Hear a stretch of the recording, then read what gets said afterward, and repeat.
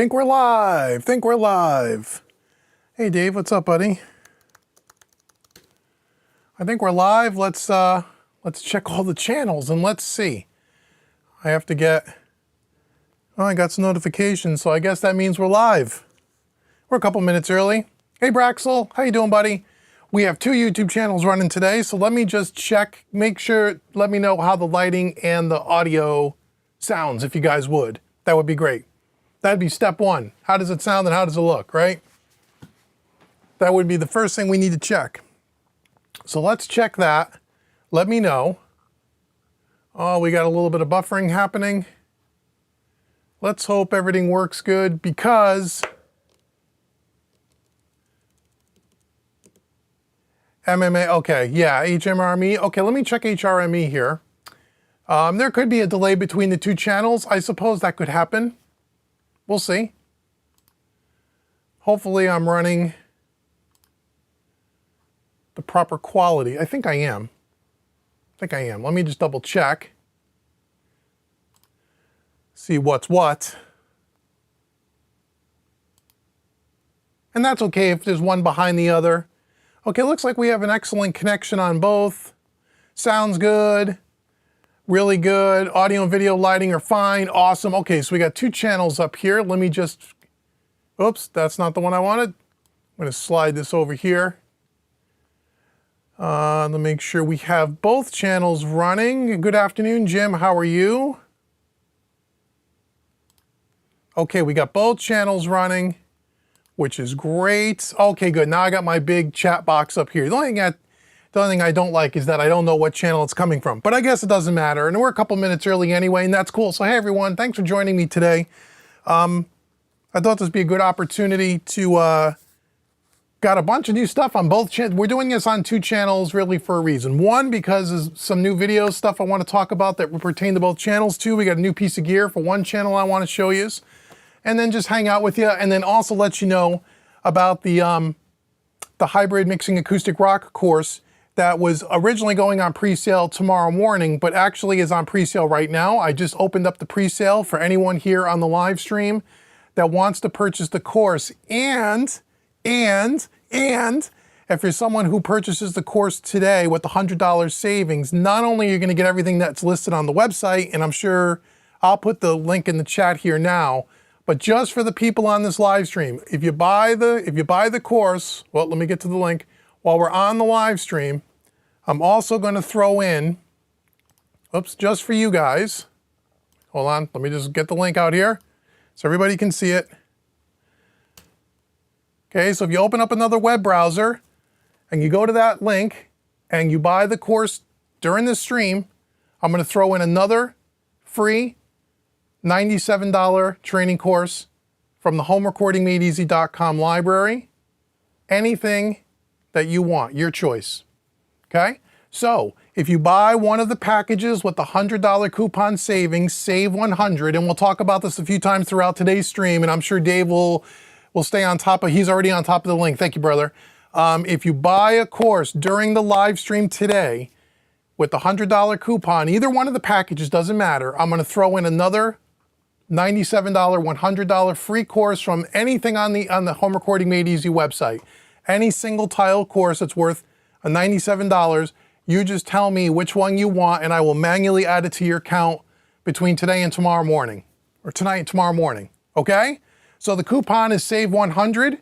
You put Save 100 at checkout, you get that course. Now, if you haven't seen, on each channel I published a video yesterday talking about the course, and I showed you about a 12-minute clip at the end of that video, and hopefully you all watched that. That 12 minutes comes right out of the course. So you get to see segments of the course, you get to see all the great things that are in it.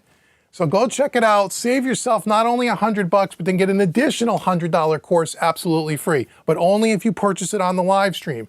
If you're watching this on the replay, and you're watching this before the end of tonight, which is, what are we on? July 23rd? July 23rd, between now and midnight tonight, if you purchase one of the packages, you just email me through the website, homerecordingmadeeasy.com, and let me know which free course you want, and I will manually add it to your account so you'll have it there by either tonight or tomorrow morning, okay? How's that? Does that sound good? I can't make the deal any better. I'm giving away half the darn stuff just to get you guys, because I really want you to get a hold of this course because you're going to learn a ton. Watch the video that's on the website, okay? You'll learn all about it and you'll see why. Whether you're in the box fully with plugins or whether you're hybrid or full analog, that course will help you tremendously raise your mixing skill levels, okay? I cover all the bases in the course. We work with all the analog gear, but I tell you how you can do it with plugins too. So that's what we're going to talk about. We already talked about that. I'll talk about that again midway through. And then we're going to talk about some other things, and I'll take questions and we can chat and whatever. So how many people we got floating around? And David SJ is watching, moderating both chat rooms. Thank you, Dave. I really appreciate it. I owe you a pizza the next time you come by. And he's gonna keep track of the questions. I'm gonna keep track of the questions the best I can, and we're gonna go ahead. So we're just hitting on the 1 o'clock mark. So one of these, the MMA looks like it's buffering a little bit, but that could happen. There's not much I can do about that if that's happening. Let me go back here and let's see if I can get a better refreshed look at this. So I hope you're all doing well. Okay, we got how many people here? Oh, hold on. Let me mute that so we don't hear that. That'll be good. So we got about 9 people just coming in. Make sure you hit that thumbs up if you would do so. That would be great. And then let's also go over to the other channel here, and then we'll get rolling. I'll tell you about all the cool videos that have been done, all the cool videos that are coming on both channels. A lot of things that all you guys are really gonna like, I think. Okay, here's the Mixing Music Analog channel. So we got that one, and then we got the home recording made easy. Okay, so we had 11 people on one, and we got 9 people on the other. Wonderful. I'll minimize that, and hopefully everything, every now and again, I'll check in to make sure everything is working the way it's supposed to be working. So if you have any questions while I'm just finishing getting set up here, let me know, and I will address them in the chat. Let me go back to, okay, good. So I can just make sure I can keep an eye on the timers here. So I actually got this whole hooked into a big television set that you can't see right off screen, so I could see everything nice. So much nicer than a monitor. Every time I turn around, I'm getting new stuff for this live stream. Yes, Dave, pizza. We will have pizza next time you're here, sometime in the next few weeks. For sure. Hey, Mark L., how you doing, buddy? Good to see you. Who else we got floating around here? Braxel's here. Even Bass is here. Hey, Even Bass, how are you? Braxel, how you doing? Hopefully you're all doing well. I'm glad you just made it, Mark L. Good to see you. Good to see you. So there we go. So what else do we got here? Let me just, I just want to make sure all my ducks are in a row and everything is working the way it's supposed to be. It looks like it probably is. Yeah, looks good. Looks good. Gotta love it when a plan comes together. Okay, so let's talk first about some of the videos that are coming on both channels, okay? So let's start with Home Recording Made Easy. I mean, a lot of you are subscribed to both, but some of you are only subscribed to one or the other because you're into different things, and that's cool. So on Home Recording Made Easy, I did a video that came out Friday. It was one of the first videos I've ever done, really, on songwriting and song production, just kind of an intro to it.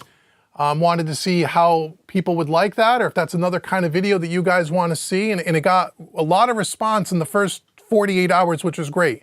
And a lot of people asking for more of those songwriting, song production kind of concepts, techniques, tips, workflows, and those kinds of things. So I am going to continue to do those. We're going to do some more videos. Hopefully this week I'll be able to create another one for that series that'll come out maybe in a week or so.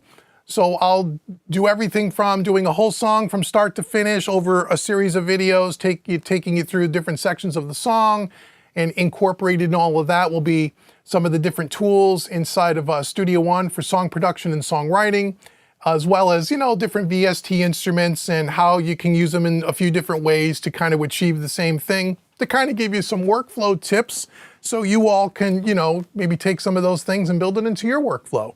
And then we'll do the whole songwriting thing, recording thing, so on and so forth. So those videos are definitely coming. coming to Home Recording Made Easy. They are. They're going to come. Over the next couple of weeks, you will see the remaining videos for the Universal Audio Luna series. I think there's 2 more parts to that are coming. You'll see that over the next couple of weeks, as well as I think there's 2 more videos for the Solid State Logic UF1 that were done. Those are coming. And then a lot of you have asked me, and I think it's coming this Friday, coming up, about the Plug-in Alliance Lindell 69 channel strip, the Helios, I think it is. That's been done for a while, but it got scheduled. It was scheduled kind of far out. I pulled that in so you guys will see that video. I think this coming Friday, I think is when you'll see that. So that review's been done for a while. So a lot of you have asked me about that plugin. You keep emailing me. So I just figured let's pull it up into the schedule. So those are the things that are coming up for Home Recording Made Easy as far as YouTube videos. UF1, the Luna stuff, and some people have asked me, have I or will I do some recording stuff as part of that Luna series in Luna? And I haven't done that yet, but I will. We were just walking through the setup, mixing with the Universal Audio plugins, doing some mixing with some third-party plugins, and then I will do some recording stuff for Luna as well, so you can see how that kind of compares and contrasts to maybe Studio One. And then if you also want to see recording videos, if we have any Cubase users out there, let me know. I do have Cubase 12. I can do that as well. Just let me know in the comments below, even in this live stream. That would be helpful because I'm going to read them afterwards later on tonight and tomorrow. So that's what's coming up with Home Recording Made Easy. Let's talk about mixing music analog, but I got a couple of questions here. I will definitely get to those now. Let's see. Charles says, hey Charles, how you doing, buddy? He wants to know, oh, I could put these on the screen. Can I not? Yes, I can. Hope I don't forget to do this all the time, Charles. I'll try not to. Let me see here. Oh, let me move some stuff around. I got a much bigger canvas here. I got like a 45-inch television set here. He wants to know, how is the Origin working out? Getting good saturation out of it? Is it similar to an older SSL? How does it compare to the SSL Bus or the Fusion? Oh, okay, great. You must be fairly new here, Charles. And if you are, welcome, brother. And I encourage you, if you haven't subscribed already, to go back and check out some of the videos throughout the last 2 years, because a lot of this stuff we talk about in great detail, but the Origin's working out great. I recently just did a 2-year review on it, review video. I did a 6-month review video, and then I did a 2-year review video. You can check that out. Getting great saturation out of it. It sounds great. Board sounds great. Is it similar to an older SSL? It is similar in that the Origin is based on an E-Series console back from the, I don't know, early to mid 80s. It's got the E-Series EQs in it. It does not have dynamics in it. People ask me that all the time. But it sounds great. It's based on the E-Series consoles, and it's very similar in that, but it has all the modern appointments that you would think of as far as power supplies and all of that stuff. So it doesn't take up a ton of electricity, so on and so forth. But again, check out the 2-year review video. Charles and I go through all of that so you can kind of know. How does it compare to the SSL Bus Plus? I don't have that. I've never used it. The Fusion, I had the Fusion and I sold it. Again, there's a couple of videos on our channel at Mixing Music Analog about that. I only sold the Fusion because I had what I found to be a more flexible master bus, or excuse me, 2-bus chain with some different pieces of gear. So the Fusion became redundant. But when I had the Fusion, I really liked it. David S.J. and I did a full review on the hardware Fusion. We even did a review on the channel, Charles, comparing it to the Fusion plugins. So you have a lot of homework to do, my friend. Go check out all those videos because we go into depth on everything you're asking about. So hopefully that helps and that answers your question. Tracy, how are you? Good to see you. Chris wants to know, hey, Chris. Oh, let me, don't want to forget to put these comments up, but I know I'm going to forget. Hey Dave, glad I can catch the live stream. Awesome. Any chance you are getting your hands on an API 2500 anytime soon? If not, I have one you could borrow for a video. I think it would blow you away. That's very kind of you. I would love to try one. David S.J. knows, because me and him have talked about this. If there's one piece of gear I'm salivating over, is the API 2500, because I want to try it. I want to try it. Am I getting one anytime soon? No, I've tried to get one for a review with Sweetwater, but was politely told I can't get one.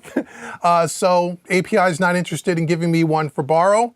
If you have one you're not using and you want to let me borrow it for a video and try it, brother, that would be really kind of you. We have to email me through the website. Email me and we can exchange details and stuff.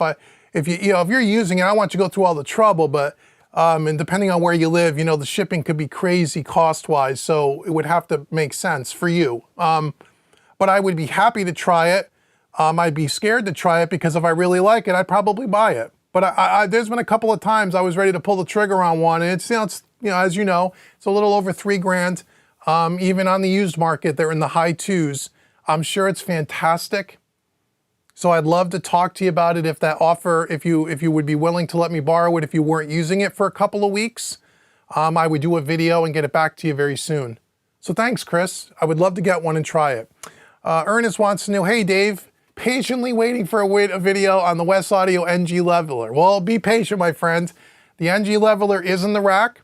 When David was here last, we got it working. We got it up and working, and I will say it's cool. It's cool. I mean, the only issue I'm having, and I figured out how to get it to work, and I was working with the West Audio tech support team, but they're on holiday for the next, I think they're coming back either this week or next week, and I have a Zoom call scheduled to work with them. I was having a difficult time getting my fader port to work with it, and I figured it out. It was something I was doing wrong, but I still have a couple of questions around it to make sure that I fully understand it before we do the video. Not only will there be one video, Ernest, there'll probably be 2 or 3 videos because it'll be pretty involved. Because it's a little, I wouldn't say tricky to set up. It's not complicated, but there is a process on how to get this set up and how to wrap your head around it. But once you get it set up and in place, it seems like it's going to be a great solution for a console like this that doesn't have automation built in. So I'm really, really happy to have it. It works really cool, but we're getting there. We're getting there. And if it does what it appears it's going to do, and if it's going to be as seamless as I think it's going to be, then I would be able to recommend it for people who have an analog desk, the Origin or otherwise, but doesn't have automation. This can be a really, really cool thing to do. So it's coming, I promise. It's coming. Oh, and that was his question. Yeah, see, I already forgot to put it on the screen. Charles asks, would you be able to recommend an SSL channel strip? I run analog tracking vocals, guitars, drums, bass, etc. into Reaper. Cool. And then you mix in the box. Excellent. I usually use Summing Mixer. So you mean a plug-in SSL channel strip? Yeah, again, Charles, at Home Recording Made Easy, the YouTube channel, if you search on my channel SSL channel strip, I did a shootout for all the ones that are out there, or all the ones that I had at the time. There's like 4 of them. Plug-in Alliance, Universal Audio, Waves. So there may have been another in that. Oh, the SSL Native. The ones that I liked the most, the SSL Native was really good. That was a good one, but that one's based on a 9000 series. But they now have what do they have? They have a new channel strip out. I forget the name of it. The 4000B maybe? That was really good. So anything by SSL Native, you can't go wrong. But I also really like the Plug-in Alliance stuff too, I will say. And even the Waves CLA Mix Hub, that's a cool one too. So any one of those, I think, are really good. They're really good. I don't think I've ever heard a bad SSL channel strip plugin, if that's what you're asking. So any one of those. So hopefully that helps. But yeah, there's a video on that on Home Recording Made Easy. Mark L says, hello, good to be here. I'm way new to anyone that wants to ask. Cool, man. You're way too new. Oh, that's okay. Doesn't matter if you're new. If you just have anything at all, if you have a question about your studio or gear or whatever, anything, just you feel free to ask. Don't worry, brother. Or just hang out and listen. Kaiser's here. Hey, Kaiser, what's up, my friend? Braxel says, has you fired up the AS78? Yeah, I have not. I have it right here. I'm going to show it to you in a minute. So let's talk a little bit about Mixing Music Analog, the videos, and then we'll continue to take questions here. So on Mixing Music Analog, there's a ton of videos. You guys are in the midst of watching the Dangerous Music converter box to compared to the PreSonus 4848. This week was David S.J.'s analytical, or deep dive we call it, where he looks at it from a more analytical point of view, as well as a sound point of view, comparing the 2 print tracks, or the 3 print tracks that we provided and all of that. So make sure you check out that video. Once you watch part 1 and part 2, make sure you watch part 3 if you haven't, because it will kind of wrap it all up and bring it all together. Next week, or this Friday, coming Friday, will be the last part 4 of that series, where I kind of give you a wrap up, my final conclusion on the whole 3-part series with the Dangerous music. And then from there, we have a couple of videos.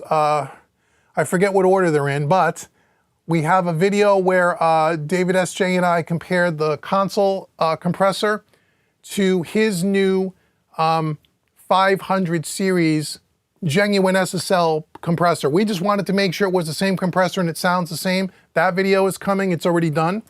There are 2 Elisa videos that I did this week that are coming out over the next few weeks. One is for the Expressor 500, which is a 500 series stereo compressor, and then also the Character 500, which is their distortion, saturation, color box, once again in the 500 series. Those 2 videos are done. They're coming out over the next couple of weeks. Then from there, you'll start to see the 3-part series on the converter, the Rupert Neve Master Bus Converter box, that 2-channel converter. We did the same thing we did for Dangerous Music for the Neve. There's, I think, at least 3 videos on that series.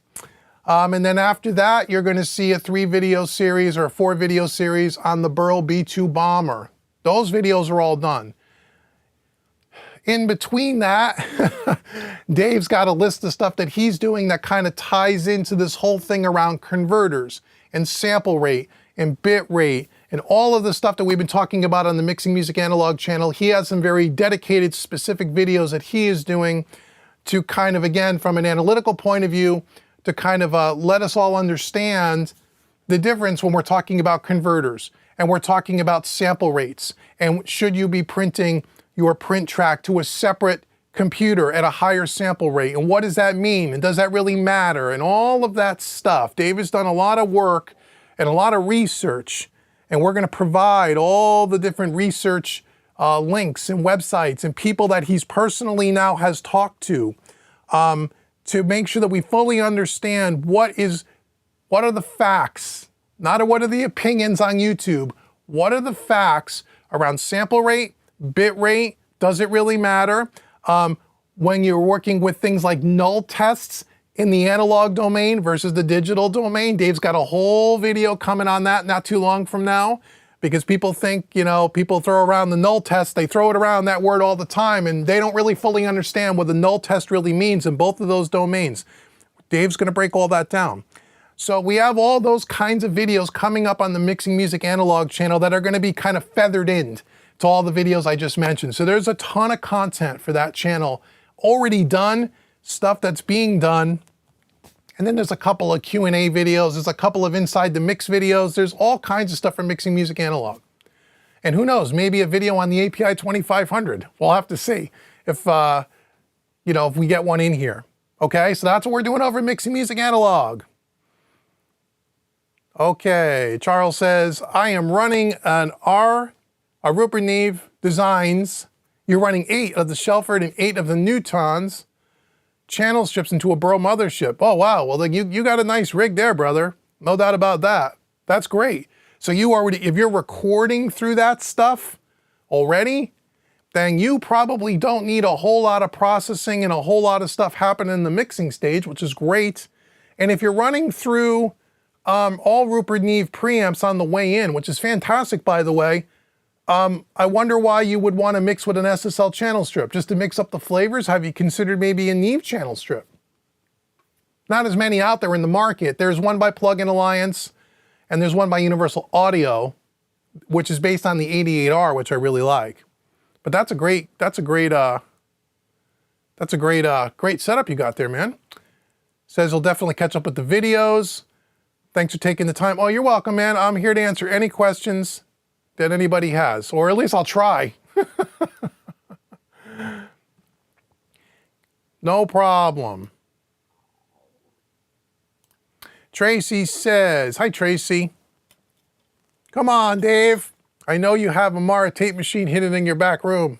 If I had it, it would be right here in front. But seriously, the Ripper Knee 500 series tape emulators, I was thinking really makes it tough to consider it. Yeah, you know, again, like I've told you guys before, I think it was in 2021, right, Dave? It was about a year ago. Time goes by so fast, right? It was about a year ago. I had a quote from Mars Tape Machine. We were gonna pull the trigger on a fully reconditioned tape machine, 1/4 inch, 2-track, that we were gonna send through, mix through the tape and print it back in. We were gonna do that. It was about 15 grand with delivery. The shipping alone was $2,000. So it was a $13,000 tape machine. Now in that tape machine had a bunch of upgrades I did to it too. I had a bunch of transformers for the input and the output. It was really cool. And then everything happened with the economy, inflation, and I got cold feet at the last minute. So in the meantime, I went out and bought those, as you said, those 542s.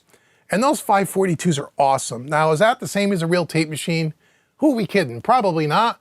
Is it as good as a tape machine? I don't know. I've never tried a real tape machine. Would I love to try one? I would.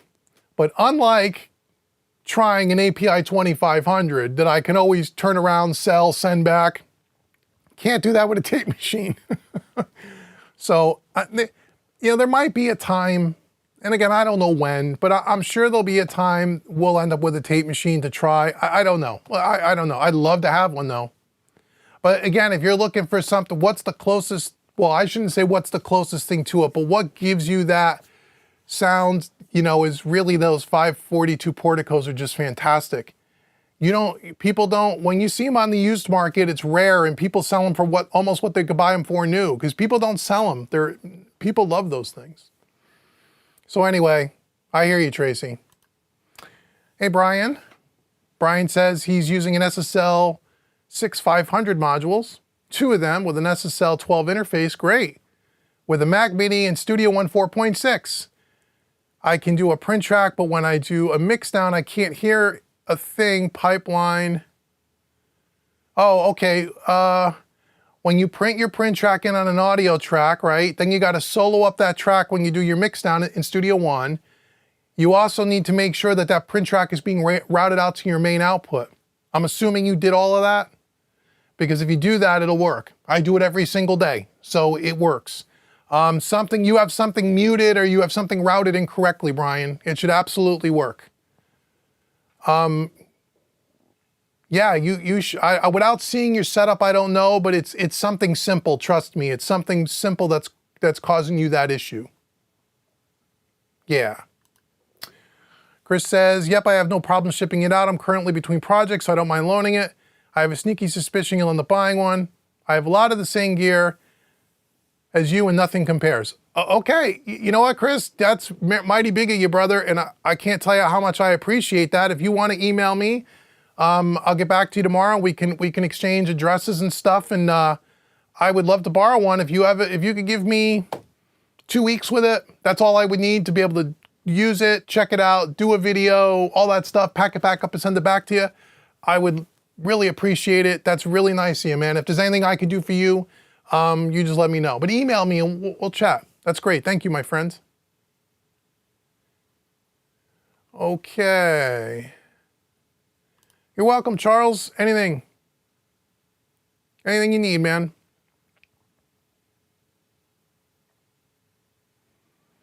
What do I got going on over here? Let's see.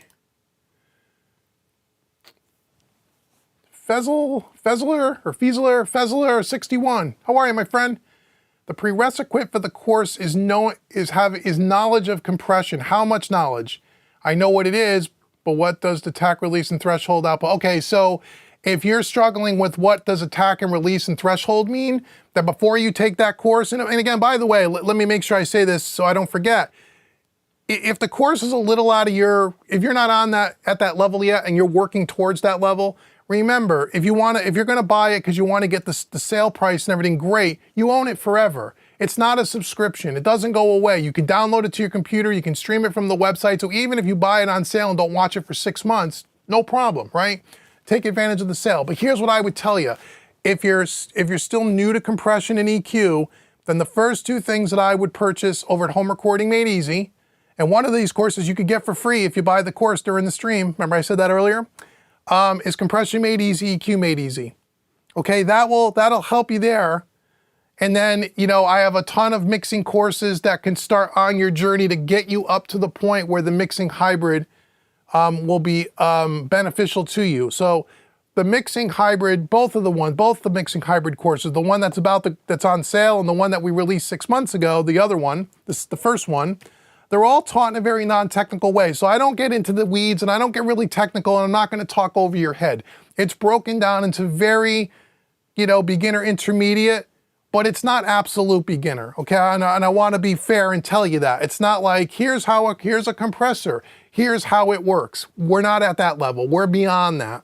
But it's taught in a non-technical way, so I don't think you'll have a problem.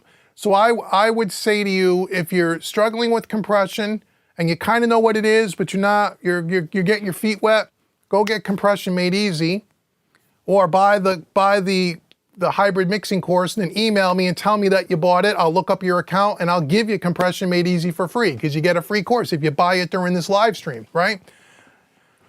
Then you'll be good to go. Okay, but I have a lot of courses that'll build you from absolute beginner all the way up through the advanced stuff at Home Recording Made Easy. So I have anything you need to get you from where you are to where you want to go. Okay, hope that helps.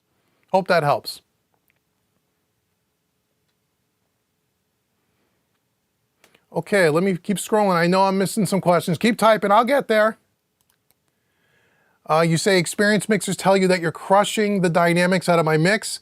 How do I have enough knowledge of compression for the course? Okay, that's very common. If you're someone that's new to mixing, or you're fairly new to mixing, there's two things that every single beginner, including me and everyone in this chat room, even if they don't admit it, did when they first started. They use way too much reverb and they crush the dynamics out of their mix. They're using way too much compression. And the reason why that happens 99 out of 100 times with someone who's new is because compression is one of the most difficult things to get your ear tuned into, to know what to listen for. The only way a beginner really could hear the compression happening is by using too much. And then they've squashed the dynamics out of their track. So Compression Made Easy will be perfect for you. Also, I would suggest something like Mixing Made Easy Volume 1 would be perfect for you. Or Mixing Made Easy Volume 2 would be perfect for you. These are all courses that you would want to take and get under your belt and get comfortable with before you jump into a course like Hybrid Mixing, or Mixing Hybrid. However, I think it's Mixing Hybrid, okay? But like I said, if you buy any course you buy, you own it forever. So just because you buy it and get it on sale, it doesn't mean you have to use it right away. Use it whenever you want. The price never goes up, it never changes, you never get charged again. So that is very common. Don't feel bad about that. Every single one of us did that when we first started. Every one of us. No matter what anybody here in the chat is willing to admit to. Brian says, how do we do a Zoom and how much would that be? Okay, so typically I assume you mean the private one-on-one calls. So Brian, if you again, in the hybrid course, if you buy the pro package, you'll get a free call with me. When you just email me through the website.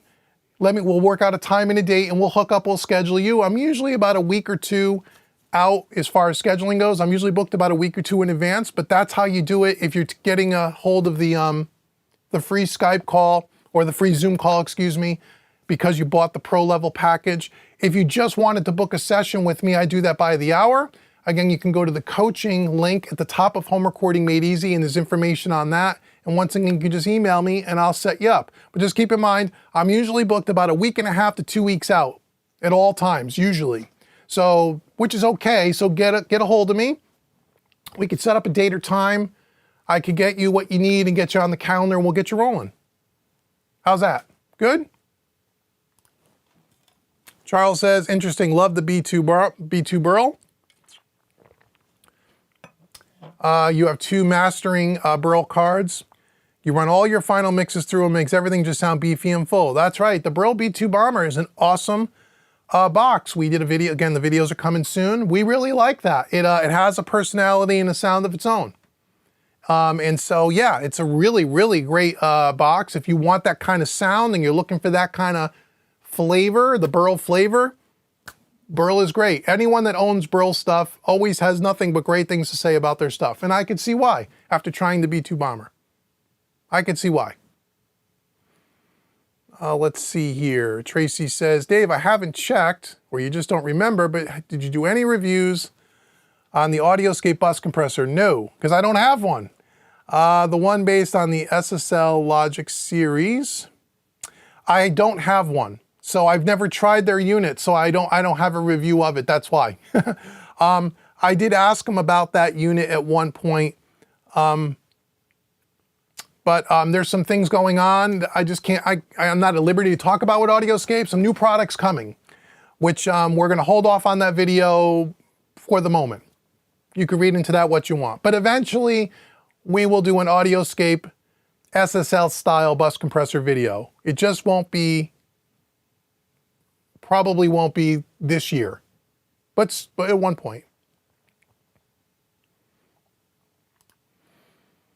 Okay, Charles, that makes total sense. You do all the tracking. You were looking for an SSL analog channel strip for different flavors. Great. Yeah, then any one of those channel strips I mentioned would be great. And you could probably demo all of them. Yeah, I think that would be great. Nothing wrong with mixing flavors, but yeah. Mark says, don't shoot. Oh, we're not going to shoot you. What's an SSL? This is an SSL. This is an SSL console. SSL stands for, Mark, Solid State Logic. Solid State Logic makes everything from little desktop audio interfaces all the way up through large format consoles. They've been around since probably the late 70s, maybe even a little earlier than that. So if you look up Solid State Logic, their claim to fame throughout the late 70s and the 80s into the 90s, and even today, but way back in the 80s for sure, is what was probably the most popular mixing console in the music business. Not the only, not necessarily the best, because there's lots of opinions on what brands people like, but one of the most popular for sure. If you've listened to music anytime through the 70s, the 80s, and the 90s, anything that was on the radio in any genre of music, there's a good chance that it was mixed on a Solid State Logic console. Not all of the stuff, but a good portion. More than 50% I'd be willing to say for sure. So that's what an SSL is. So this is a Solid State Logic SSL console. And now they make everything from consumer-based products all the way up through pro gear.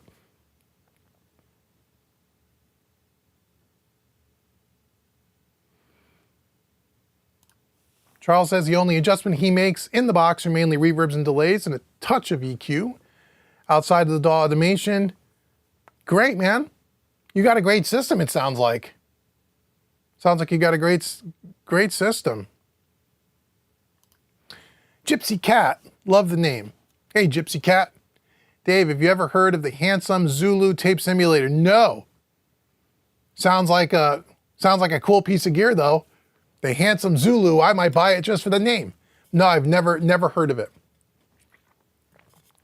But maybe I'll look into it. I like the name. Sounds cool.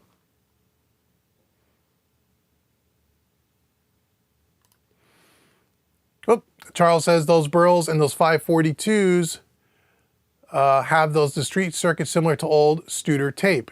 That's true. That's true.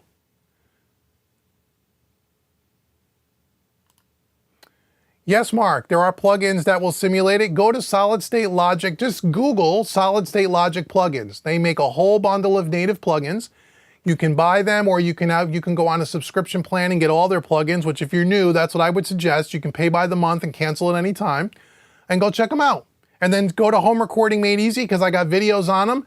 And it sounds like you're in the beginning maybe of your mixing journey. So again, go to Home Recording Made Easy if you're on that, and make sure first and foremost you get the free mixing course right on the home page. If you're new to my website, get that. I got a free course you could take. And then again, if you want to take one of the other training courses, I have everything. And if you're not sure what to take or where to start or whatever, just email me and I'll get back to you within a day. And I'll put you on a plan of where I think you ought to start based on where you are currently, okay?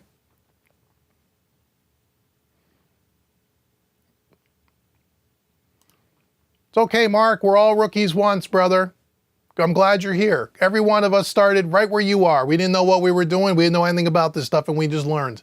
And we unfortunately, when I learned, I didn't have a community like this of people to help. So yeah, stick around in this community, and believe me, you'll learn way more than you'll ever want to learn about this stuff, and you'll learn at a much faster pace. So there are no work rookie or silly questions. We all started this way. Yeah, David makes that point. We all knew nothing, and most of us still don't know much. But if we know more than you, it's just because we've been doing it longer. So there's like I always say, there's always going to be someone better than you in this business, and there's always in this craft, and there's going to be always someone that you're better than, right? And that's okay. That's totally fine. Charles says that's the thing with analog gear. You get a lot of that natural compression and signal contouring. Yes. You do far less compression and since tracking with analog gear than doing DI and doing everything in the box. It's absolutely true. And I've said that in some of the videos on this channel, on the Mixing Music Analog channel, over the last year or so, as I spent about 6 months working on this console. One of the very first things I noticed was how much less processing I'm doing in the analog world than I was doing it with plugins. Well, that's why a lot of people say mixing analog is faster. That's why it's faster. You don't have to put as much processing on stuff. You don't. So all the gear that you guys see back there, the 2 racks worth of gear, on any given mix, I may use a third of it. Maybe. And unless it's a really big session, then maybe I'm using half of it. Never, ever am I using every piece of gear on every mix. Never happens. Don't need it. All those things in that rack, as you know, Mark, or Charles, and some of the other people here, Mark, that are new, all that stuff is nothing but just different flavors of ice cream or different colors of paint. And it's just a matter of what the track needs or the song needs and what piece of gear I'm going to choose. And you'll even see that in the hybrid mixing course. You'll see in that course, because again, we talk a lot through that course. If you watch the promo video, we talk a lot about how the gear stylistically shapes the sound to the sound that I was going for in the mix and why I'm choosing pieces of gear that I'm choosing. It's not just, well, there's a compressor, let's use one. It's a very well thought out process. And I take you behind the curtain and teach you that, which you won't find in any other training course on the planet. I promise you that. By anybody at any price. Because engineers don't talk about this stuff. Because it takes decades to learn all those little tricks and stuff and why you do stuff. It takes a long time. And so a lot of people aren't willing to just give up that information freely. But I am, because I want to help you. So I teach you everything I know. But that's true, I hear what you're saying. Okay, Kaiser, hey Kaiser. I love tape saturation of Harrison Mix Bus 9. Is the icing of the cake of all your final masters. Great. You'll be soon upgrading to the 32C version 9, which gives me the option to try 2 different saturation drives. Yeah, people that use that Harrison Mix Bus DAW really like it. And I'll be honest, the company and I have spoke a couple of times in the last few years, and I have it. I have that one you're talking about. I have, and you know, they sent it to me for free. It was really kind of them. They wanted me to check it out, and if I wanted to do a video, and I got to be honest, every time I open up the screen and look at it, it gives me a headache. It is. I'm sure I can't even get to where you are, Kaiser. How does it sound? It probably sounds fantastic. Just looking at the screen and everything is so incredibly small and you can't see everything. It's a terrible design. And I shared that with Harrison. It's just my opinion. Of course, I'm one person. I'm sure people love it. I have no problem with it. But for me, working on it on a 27-inch, 7 or 6K Retina display where everything is sharp and everything, it's terrible to use from that point of view. And when I had some email correspondence with the people at Harrison, which were great. And by the way, they were bought out by SSL. We're going to see how that's going to change. Side note, they were saying, well, that's what, if you want to work like in the end, they said to me, if you want to have all the analog console stuff in a DAW, that's the sacrifice you have to make. And you know what I said to them? Well, check out Universal Audio Luna. They did the same thing, and they did it in a way that's clean, tidy, easy to use, easy to see. So I'm sure that Harrison Mix Bus, I think, has a lot of potential but I think the design of it is terrible from a layout. Sound probably is awesome, but I can't even get that far. If I got to spend 35 minutes trying to figure stuff out because I could barely see it on the screen, I'm moving on. But I'm glad you like it, and I'm sure it's a good product, and anyone that wants to check it out should. Just don't take my word for it. I just couldn't do it. Now, Solid State Logic owns them, so I'll bet you within 18 months, Solid State Logic that's going to be revamped, and when that thing gets revamped and done properly, I'll take another look at it. Yeah, Gypsy, I've never heard of the Handsome Zulu. Okay, Charles wants to talk microphones. Okay. He says, I've been tracking with heavy guitars with the Sennheiser 421. It's amazing. That's a standard, studio standard. What would be a great mic to complement it other than a 57? A ribbon mic. Ribbon mic, I think. The great combinations, or the classic combinations, are 57 121 Royer, 57 421, 421 Royer. That's what I would do. Or that's what I would try. That would be a classic combination. And there's others, but those are the ones that I grew up on using. It was always that. And sometimes too, if you even had a large diaphragm condenser that can take high SPLs, even something like a U87 could be kind of cool, or maybe a couple feet back from the cabinet or something like that. Yeah, those are a couple suggestions. Oh yeah, Charles, Chris says, take a look at the ribbon mics. Yeah, AEA Nuvo N8 is amazing. Never used that one, but good ribbon mic will do good. You're welcome, Brian, anytime.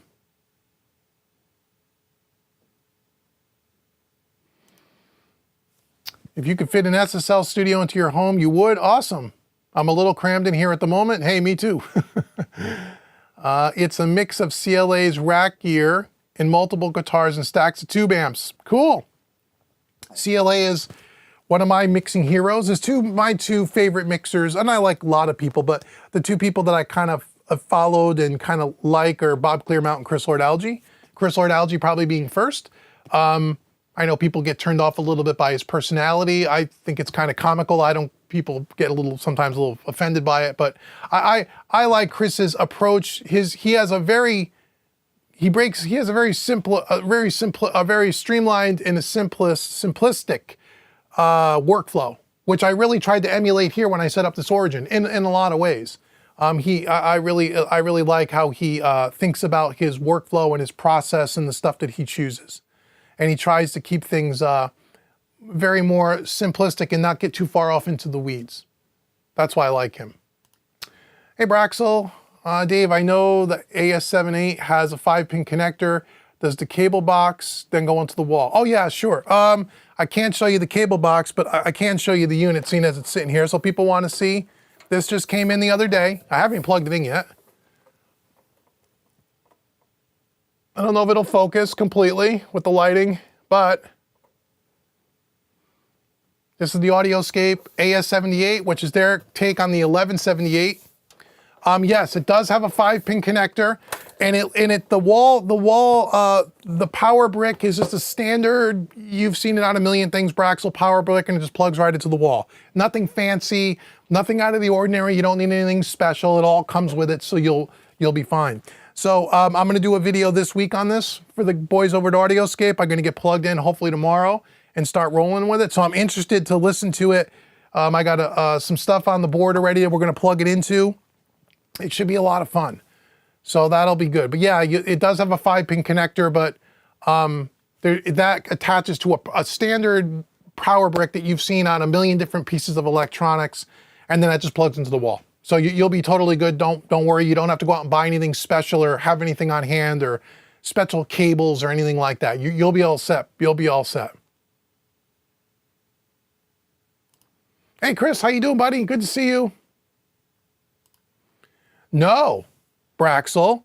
I have one more. When Dave and I designed these racks, we designed them to include one more 2-space because I knew this was coming before it was ever even announced to the public. It's going right above the 260 VU. right here.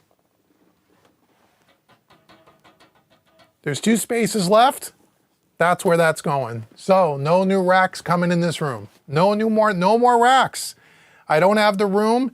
And as I was saying when I think I was answering one of your questions or Charles' question, I don't use, it's all just different flavors of ice cream. I don't need any more gear.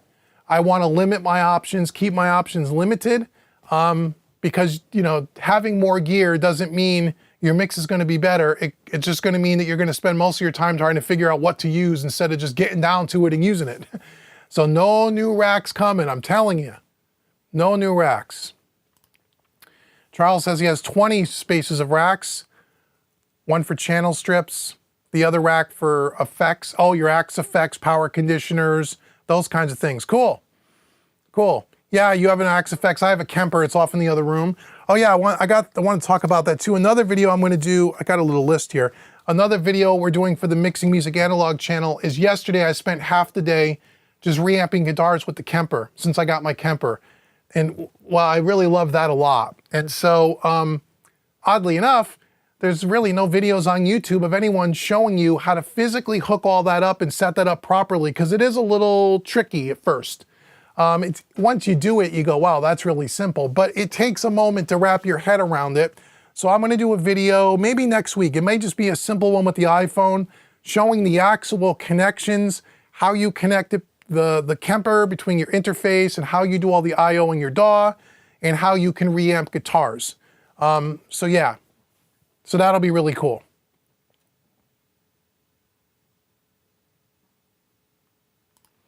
Harrison, did someone call? Not me.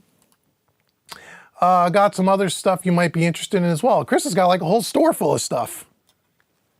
Mag 4EQ, that was another one that I before I bought the Empress by Audio Gain Labs, that Tube EQ, before I bought that, the Mag was the one on the list that I was competing with that, and I bought that for the tube saturation, and I really love it. But the Moog has got that wicked airband. I used to use that plugin all the time.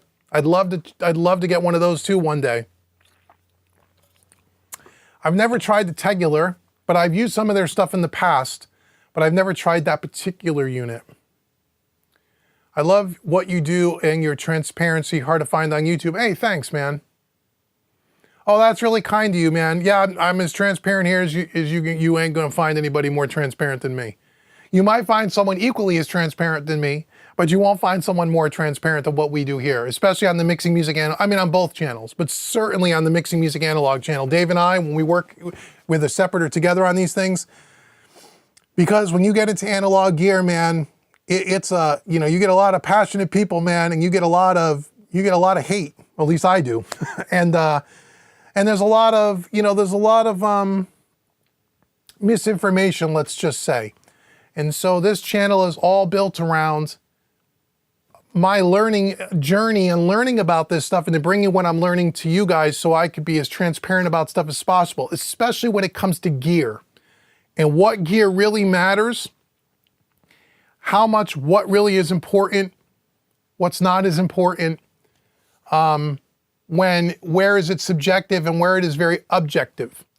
We really try to do that in a very unbiased way, and we're one of the only channels, I wouldn't say the only, certainly not the only, but I would say we're in the minority of channels that do this kind of stuff with gear and stuff that isn't trying to sell you anything. I've said it before, I could care less whether you guys go out and buy any of the stuff that I show you or recommend. I absolutely do not care. I care if you want my help, and I hope you make a good gear purchase, and if I can help you with your gear purchase decision, then I did my job. But whether you actually go out and buy this piece or that piece or whatever, I could care less. As long as you're happy in your studio and you're making great music and you're constantly improving in your craft, whether it's recording, mixing, mastering, or all three, that's all I care about. So, you know, if we get a piece of gear in here, we're going to be honest, because I don't make anything if you buy it. Even with the Audioscape stuff, which, you know, is the only company that I've ever really worked with, I don't get a dime if you go out and buy any of their stuff. Nothing. Zero. I'm not an affiliate. They don't pay me. Nothing. But I recommend stuff that I really like. And everything that I recommend on the channel, as you probably will know if you watched this channel for a while, and this is important to pay attention to with other YouTube channels. Not all of them, certainly, right? I'm not saying everyone's bad. That's not true. But when someone's reviewing a piece of gear and telling you how great it is and recommending it to you, and it's in their studio, go back to that. Go back to see their studio 2-3 months from now in their new videos. Is that gear still in the rack? Or has it been sold? Right? Every piece of gear that you see us do on this channel, I've had since the beginning. There's only been a couple of pieces that have been traded out. One was the SSL Fusion, and we did a whole video series on that and why. And I love the SSL Fusion. I can't think of another piece of gear. Oh, and then the Universal Audio Apollo X16s, when we were doing the whole converter thing. And again, it wasn't because I didn't like the Universal Audio X16s. Those are fantastic pieces of equipment. But if you go back and watch those series of videos, you'll know why we switched them out. But I think aside from that, Dave, you'll have to correct me if I'm wrong on this. I don't think there's been another piece of gear that's ever been brought in here that's not still here from the beginning. I don't think so. I'd have to think hard about it. No, I don't think so. They're all still here. So that's important. So when someone's telling you, this is a great piece of gear, you should really check it out. Are they using that piece of gear 3 months from now? Or are they doing it for the video and then they're selling it? You know what I'm saying? So those are things you want to keep in mind. So I appreciate it, Chris. I'd love to work with you if you're willing. That's really cool. And that does help because I don't work with all these different companies. I'm not a big enough YouTube channel where all these companies send me gear for free to test for you guys. I buy it all myself with my own money. The only one that's ever given us anything in a partnership thing has been Audioscape. And I actually bought some of their gear early on. So I bought some of their stuff, really liked it, developed a relationship, and now we're working together. But aside from them, all this stuff in this room, I paid for. So if I tell you it's good, it's because I really believe it's good. Doesn't mean you'll like it. It just means that I believe that it's good. And I'm not selling you anything. Okay, Charles says, Luna is great. I wish they made it available for Dante interface users. Yeah, Luna is coming along. It's coming along. It's still got some work. I did a review on Home Recording Made Easy channel when it first came out. You ought to go check that out. Why I told people do not dump your DAW and go to Luna because it wasn't ready when it first came out in 2020. I just did another, well, I'm in the middle of actually, Charles, on the Home Recording Made Easy channel, in the middle of a Luna series where I'm kind of revisiting it after 3 years and taking another look at it. And the first video of that series, the 8 or 9 things I complained about from 3 years ago where I said, don't switch to Luna, we went back and looked at those 8 or 9 things and have they fixed those things? And I'd say about half of them are fixed. The other half, they still got some ways to go. I like Luna. I think if Luna can keep making the updates and keep going, progressing, that's a really great DAW. And I really like it. I really like it a lot.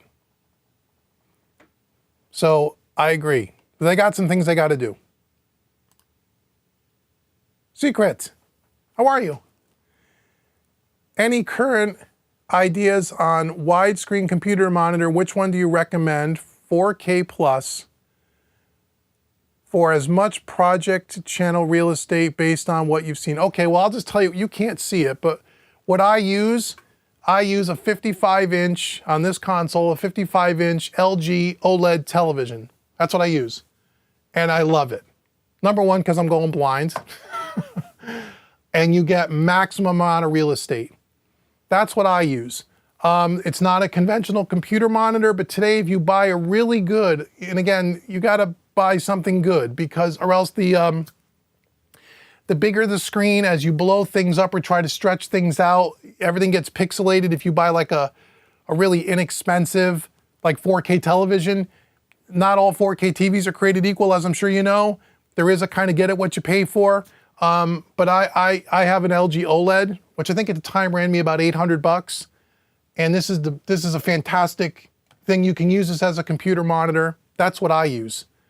So yeah, I hope that helps. you may not have that much room, but you can buy a 40-inch, or I think they make a 43, a 55. Hell, you could put a 70 if you want. That's what I use. For my in-the-box rig, because I have two rigs, for this rig. For my in-the-box rig, I just use an Apple 27-inch display, which I know is a little bit smaller than what you're talking about.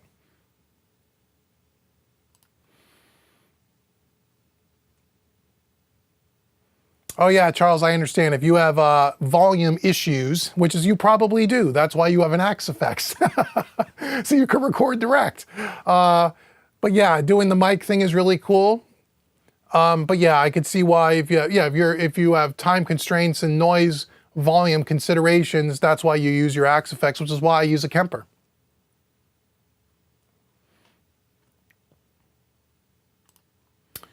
Let's see, you recently considered the Lynx Aurora. However, considering that it came out over a decade ago, can its jitter and other features possibly match the RME current offerings? Don't know. You're talking about converters and stuff again? I haven't tried the Lynx and I have not tried the RME, and there's no plans to. We've done now, after you guys see all the videos, we've done now 4 converter boxes, and we've kind of exhausted that, at least for now.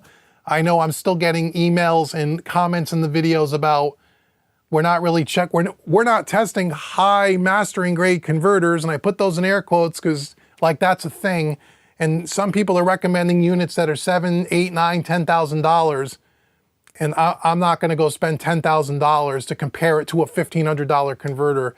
Again, like I've said, and if anybody, again, I say this to the companies that sometimes watch my live streams and watch my videos.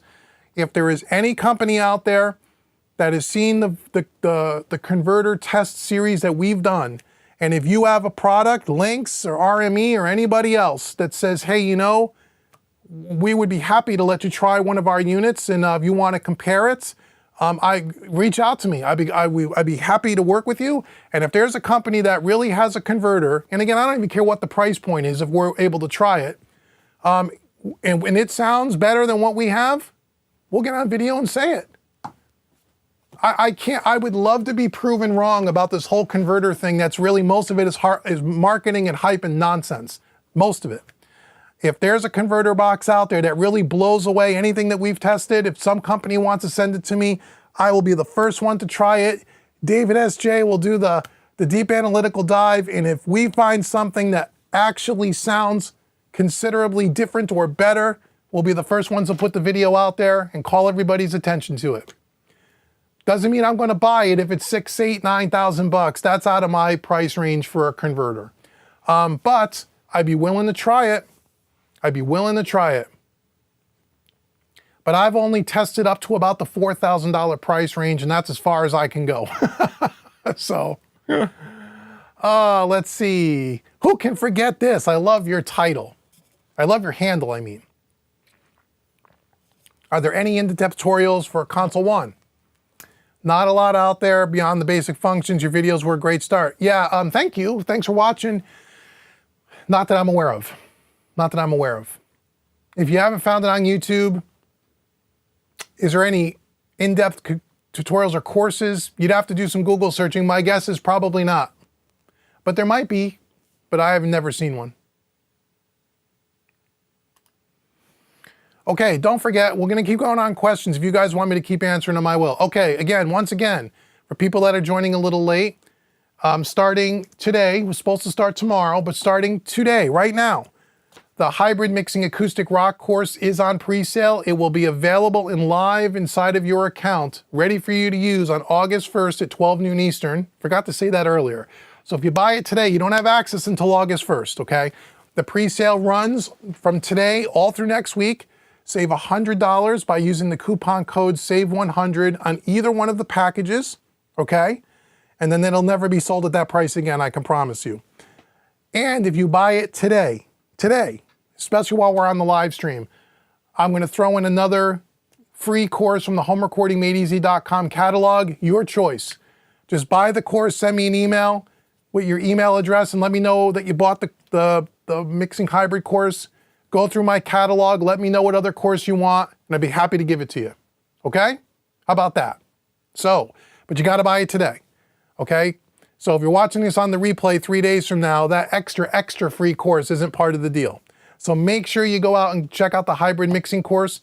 Right on the homepage, you'll see about a 13-minute video that shows you all the clips that come right from the course, like the highlights of the course, and go check it out today. You'll learn a ton, okay? So let's make sure we don't forget to say that. And yes, Dave, also thank you so much. If you buy anything on Sweetwater, David SJ put my affiliate link up there. If you buy anything, I am an affiliate of Sweetwater. I get a small commission. Thank you so much in advance. But like I said earlier, I'm not trying to sell you a particular piece of gear. Anything you buy on Sweetwater, guitar picks, guitar strings, guitars, computers, pro audio gear. If you use that link, that'll get you to the main page of Sweetwater, and then put that link on your desktop. You can use it 365 days a year. Anything you purchase helps me, and I really, really do appreciate that. And so many of you guys do that stuff, and I really love you for it. So that's awesome. Braxel said, did you get the thing for free? Yep, I got this as part of this is our ongoing relationship that I have with Audioscape, the only company I do this with. Yes, this was given to me to do a series of videos for them and to help promote this product. Yes. And see, I'm transparent about it. No other YouTube channel is. They have to say it's sponsored because that's one of the rules now. But I've been saying that, I've been telling you guys that on these two channels long before that was a requirement of YouTube. Okay, I don't hide behind that fact. Yes, but I can also tell you this, and you guys know this anyway. Look at all the Audioscape gear I have in this rack. I could sell all of it if I wanted to. I don't owe them anything. It's all still here. And some of those pieces I actually paid for, as I said earlier. So some of the stuff they've given me for free, some of the stuff I did pay for, but every piece I've ever brought in here from Audioscape, I use all the time. And never have I sold a piece of their gear, because it's good. And I'm assuming this is going to be just as good. I don't know that yet, because we haven't listened to it yet, but I'm sure it will be. Thank you, Charles. I appreciate it.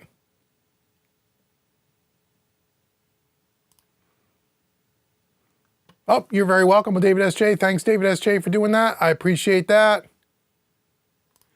Pat Brady, have you ever tried the Louder Than Lift Silver Bullet? No, I've heard of it, but I've never tried it.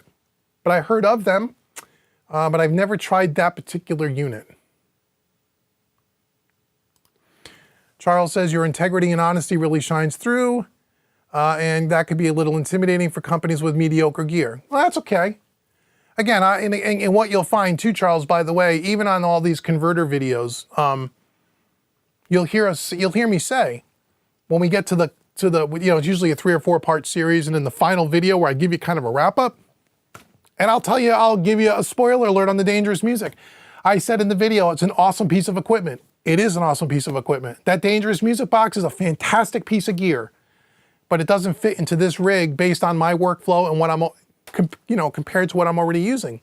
And so, I don't get on here with companies' gear and make videos and bash people's gear. If the gear really sucks, you'll never see the video, because nobody really benefits from doing that, right? So there's been people that ask me a lot about reviewing certain companies' gears that don't have great reputations for quality, and I won't do them. Because I'm not one of those channels that's going to try to drag a company down. I'm not going to do that. I'm only interested in doing stuff that I actually am going to keep and use, or that I really, really like that particular brand, and I want to, maybe share that information with you guys to help people out. I don't just take everything that's thrown at me. So yeah, some companies may not want to do that, and if they really have mediocre or kind of spotty quality, I won't do it anyway, even if they contact me.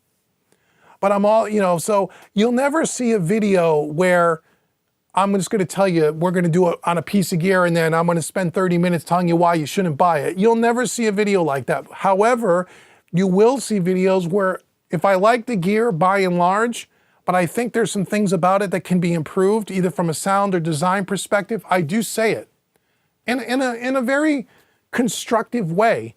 And the companies know that. I'm not going to, the companies don't get a chance to see the videos before I post them, and they know I'm going to tell you the truth. But I also, if it's a piece of gear that's really not good, if that were to happen, I just wouldn't do the video. Because there's really no reason for me to bash somebody's company. I'm not into doing that. There's other YouTube videos that will do that. I'm not going to do that.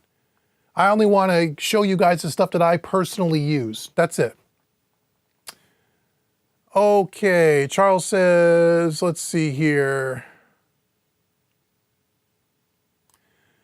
Fair enough, you appreciate it, cool. You and your content has been my staple path up for growth. Awesome, man. Then we're doing our job then, which is great.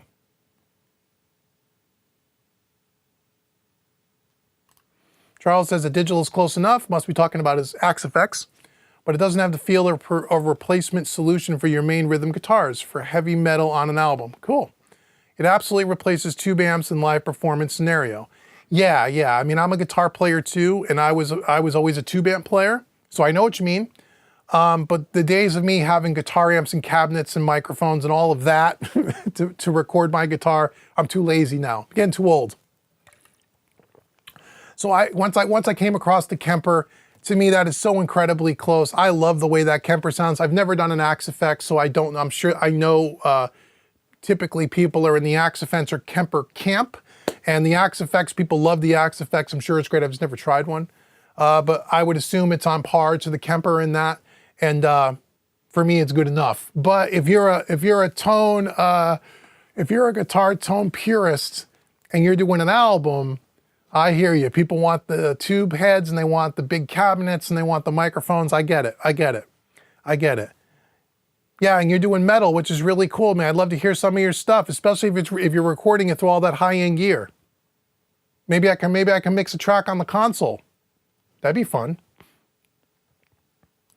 Chris says recording with real amps is just too much fun, especially when coming with outboard gear. Yeah, it is. The sound just comes so much closer to the final product. Yeah, I get it. See, for me, I'm not a recording studio. I'm just a mixing room. So I don't have to worry about that. The only guitars I record is stuff for me personally and for YouTube videos, and therefore the Kemper's so much easier. But if I was a full recording studio, like a tracking house, oh yeah, having amps and cabinets and microphones and cables, and you don't have to worry about the noise level and all that stuff. It is. It's just as much fun as working with outboard gear. It is. Oh, Dave's put the coupon code. Okay, great. Thanks. I know I'm getting to the bottom of the chat. Dave's way ahead of me.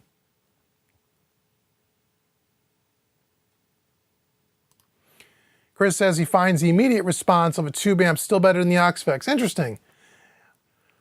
I can't say that about the Kemper, but then again, I've never really played a tube amp and then unplugged it and played a Kemper right next to it to get that feel down. So my guess is maybe there's a little bit of a feel difference too. But for me, again, because I'm not as into it as you, it doesn't mean as much to me. I think for me, the Kemper feels great, at least good enough.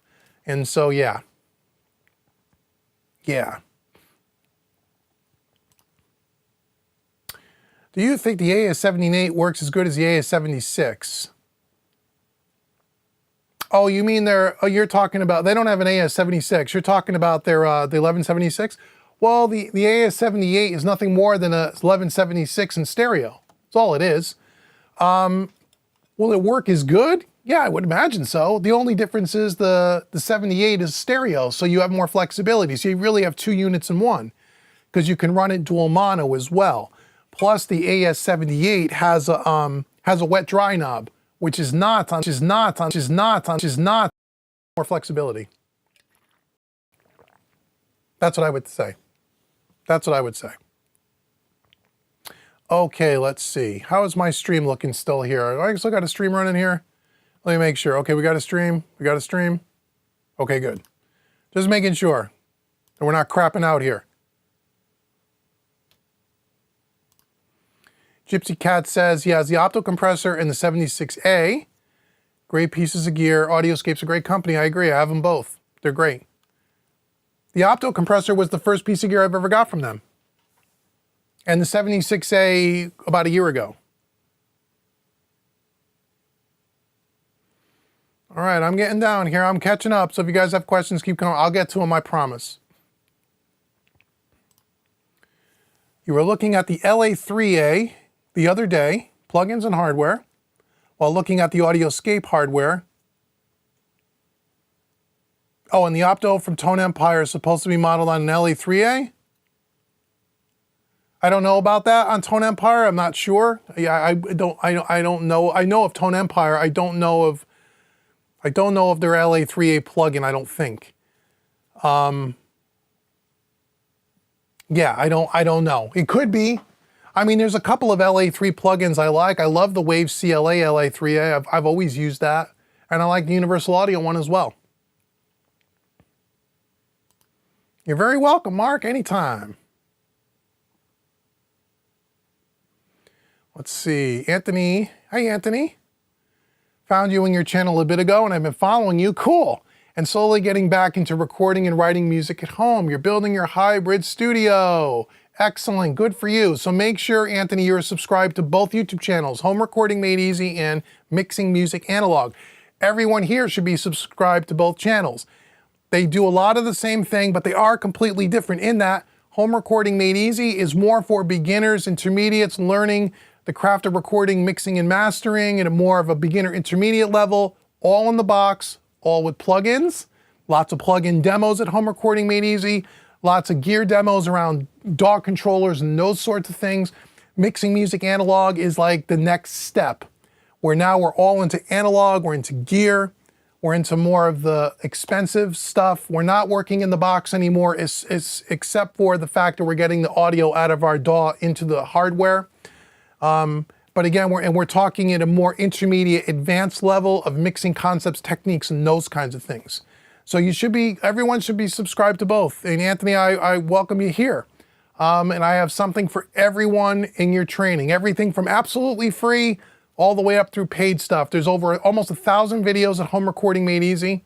There's over 200 videos on Mixing Music Analog. And then I have everything from free courses all the way up through paid stuff. So if you're getting back into recording and writing music at home, brother, you are in the right places. I could tell you that. I could tell you that. All right, let me scroll down here. Harry Sound. Hey, Harry. He uses an FM9. Oh yeah, it's a fractal unit, isn't it? And you just you added the Dynacab that lets you create your own cabinet inside the box in real time. Oh wow, cool. Again, I've never used a fractal unit. I know they're fantastic. I know people love them. I've just never put my hands on one.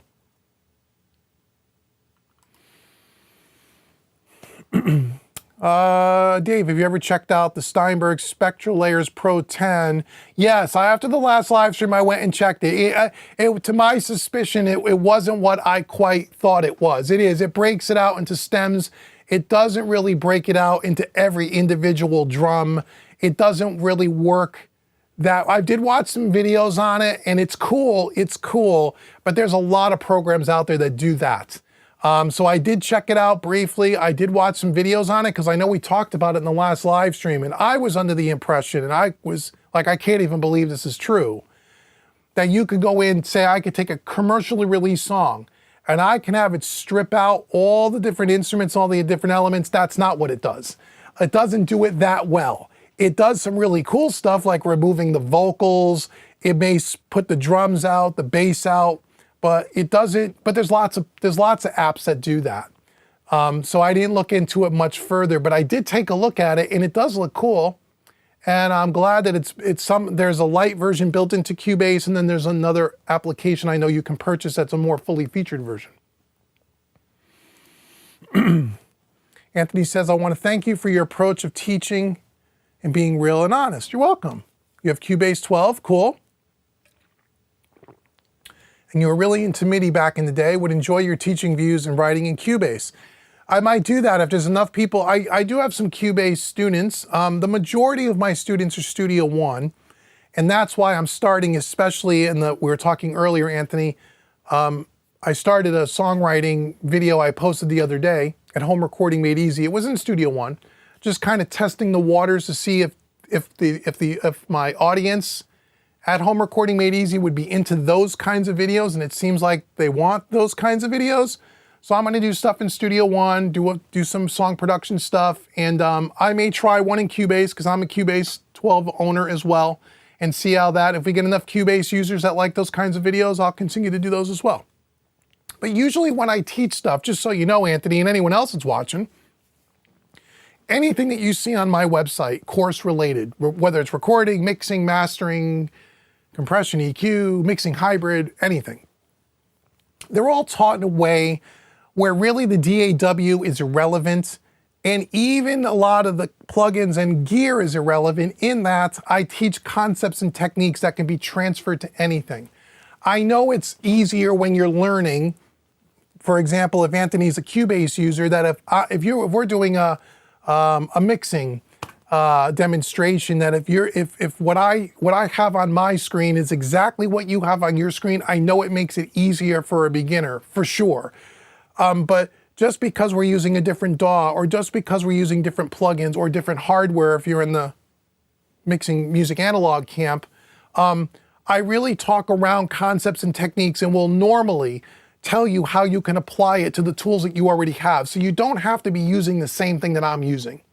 So just keep that in mind. So just because you're a Cubase user doesn't mean you can't get something out of my courses. All of my courses are done in Studio One, but they're not Studio One specific. It's concepts and techniques. You can do it in any DAW. So just figured I'd say that because that question kind of triggered that in my brain. Charles says he doesn't have an opto compressor. Should you get one? I've been thinking about getting a tube compressor for my master bus, like a Manley. Any thoughts? I mean, a tube compressor is just another color. It's just another flavor. Tube compressor on a master bus? Sure, it depends on, I've never used a Manley, but you know, Manley makes amazing gear. You could try it. I mean, I don't, you know, it depends on what you're kind of going for. It sounds completely different than other compressors, and that's a good thing. So yeah, try it. I mean, the Manley is, I'm sure, great, but I don't have any experience with those two pieces.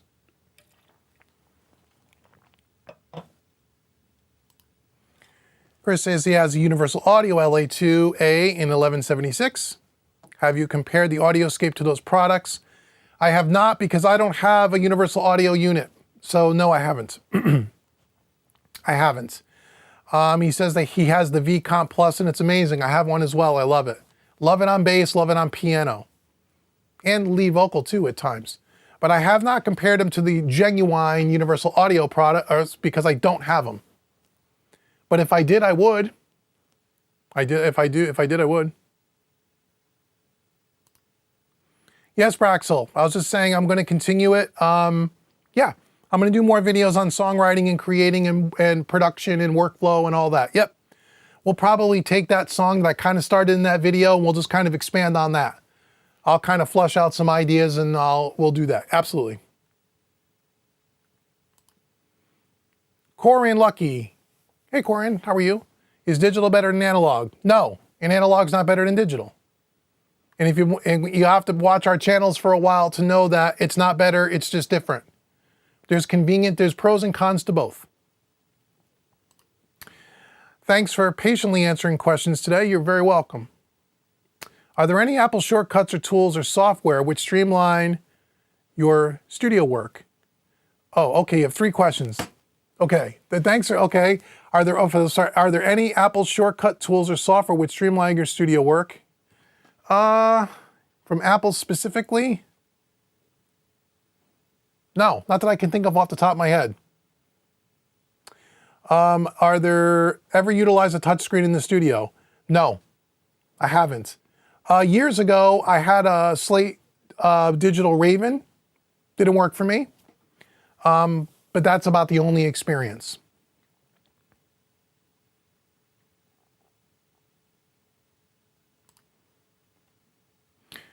Harry Sound says he has Spectral Layers 10. It's very impressive, but like you say, not perfect. I can strip out drums, separate them into kick, snare, cymbals, and then use Drum Tracker and Superior Drum 3. Yeah, I mean, yeah, it's cool. It's the way I understood it when we were talking a few weeks ago or last month, or the last time this topic came up. Someone had mentioned this, and I said, I thought I was under the impression, wrongfully so, by the way, that you can actually take a thing and it would automatically split everything else for you, but it really doesn't do that. You got to go do a lot of background work to kind of even do what you're doing, which again is great. I mean, I'm not saying that that's not a cool thing. I just have no use for that. Because I was talking about, you mean I could take a Led Zeppelin song off a CD, put it into this program, and it's going to split out all the drums as separate files. It's going to split out all the guitar parts, all the keyboard parts, all the vocal parts.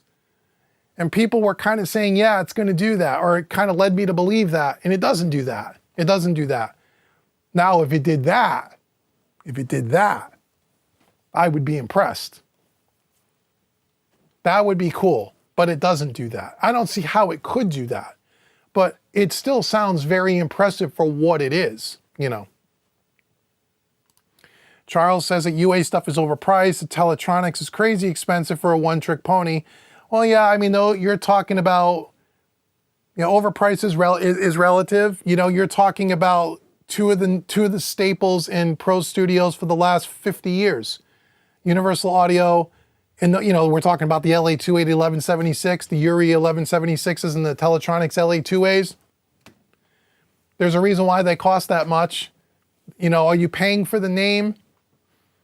Probably to some degree, but those are two. You can't go into a commercial studio and not see those two pieces in them. Right? So that's why. Chris says that he loves the V-Comp on bass, occasionally on vocals, but you find that sometimes it breaks up too easily, which doesn't always work. Yeah, that's why I like it. That's the feature about it that I like, especially when you throw the little drive switch in, which I'm sure you use too. So if you want something that doesn't really break up a lot, or it doesn't break up too easy, that's probably not the right thing for you. But yeah, it's got one of those special flavors that doesn't sound like anything else, and that's why it's cool to have. Yeah. So there we go. Oh, I'm at the bottom of the chat. I can't even believe it. Okay. What else do I got to tell you? We've been on here about an hour and a half. We're going to do maybe a half an hour more. That's it. 2 hours. I got to call it a day. Okay. So once again, Mixing Hybrid, acoustic rock, pre-sale starts right now. If you buy it today, use the coupon code, save 100, get $100 off either one of the packages, and then I will give you an additional free course, anything on the Home Recording Made Easy website catalog, anything. As long as it's a single course, not a training pack, not a $400 training pack, a single course, absolutely free. But you gotta buy the hybrid mixing in the next 30 minutes, okay? So go get it, go get it. All right. Braxel said, you're so surprised that you can hold yourself back from hooking up that Audioscape. I know when mine comes in 2 weeks, mine is going up right away. Well, you know, I got a lot of things going on here. You know, I understand. I hear you though. I hear you. Yeah, I gotta hook it up, get it patched in, listen to it, play around with it, do the videos. Yeah, there's kind of a process I have to go through when I get a new piece of gear, especially if I'm gonna do videos on it. But I hear you. I hear you. But yeah, so that's cool. Okay, what else do I got to tell you guys? I think I told you everything I wanted to tell you about. Oh, the other thing I wanted to tell you, speaking of Audioscape, I have spoken to Chris, the owner.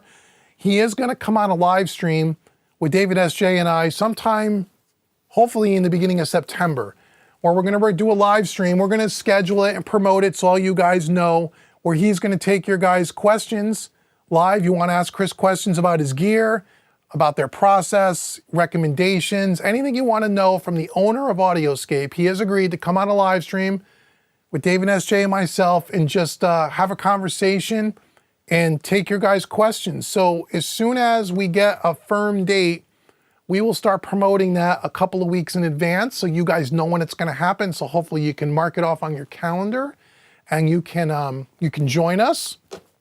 I think that'll be a lot of fun. And Chris is a great guy. He's a very, it's one of the reasons why I like them is because he's got a very similar mindset to us and myself and the way he goes about things. And he's a very straight shooter and he's a very honest guy. And so I like what he does. I like his company. I like his message and I like his philosophy. And so, yeah, you guys want to talk to Chris, he will be here. He will be here. Hey, Bobby, how are you, brother? Good to see you. Good to see you, my friend. So again, we got about 30 minutes left in the live stream. So if you have any other questions, now is the time to ask. Niles, hey Niles, how are you? Just want to show some appreciation to this channel, especially your mindset regarding digital versus analog.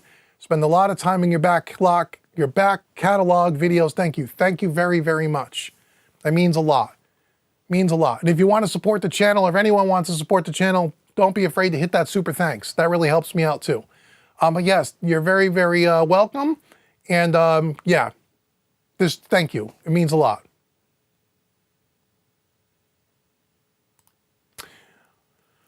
Let's see. Any interest in expanding your mixing community to your current online writing performing communities? Do you mean my mixing community? What do you mean? Are you talking about mixingmadeeasy.net? What? I didn't even mention Mixing.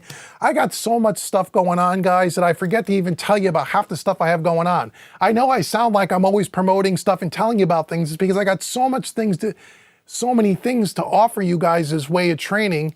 And 80% of them are free, by the way, especially all the YouTube stuff. So a lot of times I forget about our mixing membership community, mixingmadeeasy.net.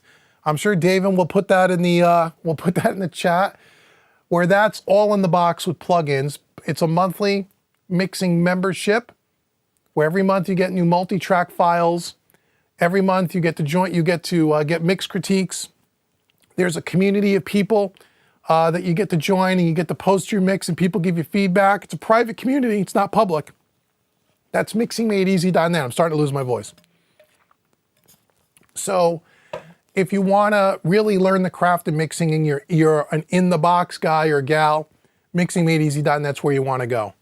And so, yeah, but yeah, the answer to your question, that's the only mixing community that I have. That in and of itself, that mixing membership community, we're not going to open that to songwriting and stuff because that's not what that membership is. I don't have any other forums or any other communities. And I'm certainly not going to start another YouTube channel just for songwriting and production. I can't even keep up with the two I got now. So, but you know what? You know, it really comes down to this. Will we expand more on the online writing and performing stuff? If as I do the videos, they are popular and there's enough interest in it, then I'll expand on those things with maybe some of your ideas here and other ideas I might come up with if that's what you guys want. Because I have so much going on, I only am interested in creating things that the majority of people want to see. I can't create everything for everybody. I'm only one person, right? But if the songwriting, performing, production and all the stuff that I kind of did on the home recording made easy video the other day, if that expands and people really want it and it becomes very popular, then who knows where that can go? Could that turn into its own entity? Maybe one day, not right now. Let's see how it goes. I'm not opposed to anything if I can help people in a more effective way. But it has to be something that's worth my time because my time is limited and I have so many irons in the fire. You know, it's too much going on. But yeah, good idea. Oh, Jimmy, it's okay if you're late. You can watch the replay. Jimmy, you got to learn about the mixing hybrid because I know you have the other one. Its pre-sale starts tomorrow, but it actually starts today. I opened it up for this live stream. Save 100. Dave will put the link. And also, well, Jimmy, you have all my courses, but I was going to say, if you buy the course during the live stream, you could pick another $100 course off my website and I'll give it to you for free. That's only for today. But I don't know that that helps you, Jimmy, because I think you have everything that I've ever put out, which I love you for. But I'll take care of you in another way. If you pick up mixing hybrid acoustic rock, you know, I'll hook you up. I'll take care of you somehow, some way. I hear you, Bobby. No problem. It will be on pre-sale all of next week. And it's not that you won't be able to buy it after next week. You just, you know, you won't get it at this big of a discount. But I hear you. If money's tight, I get it. And again, one of the reasons why I'm discounting it so heavily for the pre-sales, because I know money's tight for people. I know. And I'm trying to help as much as I can. I really am. Thoughts on the Dolby Atmos trend? Hey, Gypsy. We've talked a lot about this in the past. I haven't talked about it recently. Right now, as I said in those other live streams, I'll just give you a quick overview. I think Dolby Atmos is, it's a cool thing. Dolby Atmos has been around for a decade in the movie and TV thing. It's not new. People don't realize that. But in the music space, I'm not convinced yet. And the reason why I'm not convinced, and I know people will talk about Apple Music and Spotify and the labels, and I know there's a lot of moving parts in this whole Dolby Atmos thing. But to me, in my opinion, the one thing that's going to, until this one thing is resolved, and I think it will be with technology, the way it moves so quickly, I just don't know that it's going to happen in the next few years. The one problem that Dolby has is that 90% of people that consume music consume it in earbuds and headphones. And Dolby Atmos cannot be truly experienced in headphones and in earbuds. The binaural mix is not even close to the sound of a real Dolby mix when you sit in a real Dolby space. It's not even close. Spatial audio and all that stuff Apple's doing is cool. I've experienced it all. I've tried it all. It's not that it's a bad thing, but it is not Dolby. So until you can experience, and who knows if you'll ever be able to, until they can create a pair of headphones where it sounds just like it would if you were sitting in a Dolby room or awfully close to that experience. Until that happens, I don't think Dolby becomes the new standard in the music thing. I don't. I think it will be, the stereo mix will still always be king, and I think you'll have those as separate offerings or maybe things to supplement that, but I think that's the big sticking point. The other thing is, even though companies are starting to come out with, channeled speakers that you could put in your house affordably, and now companies are starting to come out with wireless options, so you don't have to have these cables where you can put 13 speakers in your room. Whoops, hold on here, sorry. Just want to check my door here. I got someone at my doorbell. Hold on. Who is that?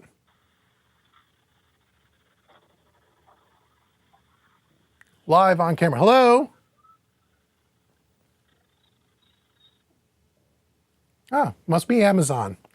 Anyway, even though you'll be able to put affordably a Dolby setup in your room, your living room, your home theater, whatever, your family room, the problem still becomes, I don't think we live in a world anymore where people are actually going to sit in the sweet spot of a room for any length of time to listen to music. It's not like back in the good old days where we used to listen to vinyl. Remember back in the days of vinyl? Where you would sit with your record and you'd look at your liner notes and you'd sit and listen to your hi-fi stereo system. Those days are gone forever. In the masses, not that there's not a percentage of people where the people are getting into vinyl and there's a vinyl resurgence and all that. I'm talking about the masses. So until Dolby can get it on your head so you can walk around and get that experience, I don't think it's going to be as big of a thing as people think it's going to be. It doesn't mean it's not here to stay. It doesn't mean that it one day won't be the standard. I just don't see it anytime soon. That's my opinion. And I know there's a lot more that goes into it than that. Believe me, I've done the research. We've talked about this in other streams ad nauseum, but I don't see it right now. And there was a big push at the last NAMM about everything was Dolby Atmos, Dolby Atmos, Dolby Atmos. Now since NAMM, you really don't hear much about it anymore. And you're starting to see more and more people putting out videos on YouTube that are talking about the things that I'm talking about. Where everyone, it's the new shiny thing in the room. Everybody's running to the new shiny thing. And then once you start to work through some of the details, you go, oh, wait a minute. I don't know. Not to mention, I've yet to have a client even ask me about a Dolby mix. Whether I can even offer it, let alone are they willing to pay for it. And that's the other sticking point. So that's my thoughts on Atmos in a nutshell.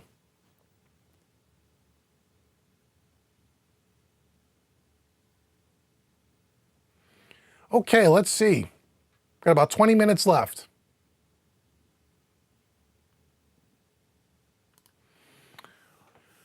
Oh, you stated poorly. Okay, let's reread. I mean, are there as many other communities for songwriting and performing online. I'm wondering if you'd be interested in expanding your presence. Oh, you're saying that there are many others. I was wondering if you'd be interested in expanding your presence. I'm always interested in expanding my presence. I'm not sure what you mean by that. We'll have to see. But I hear you. I see what you're saying now.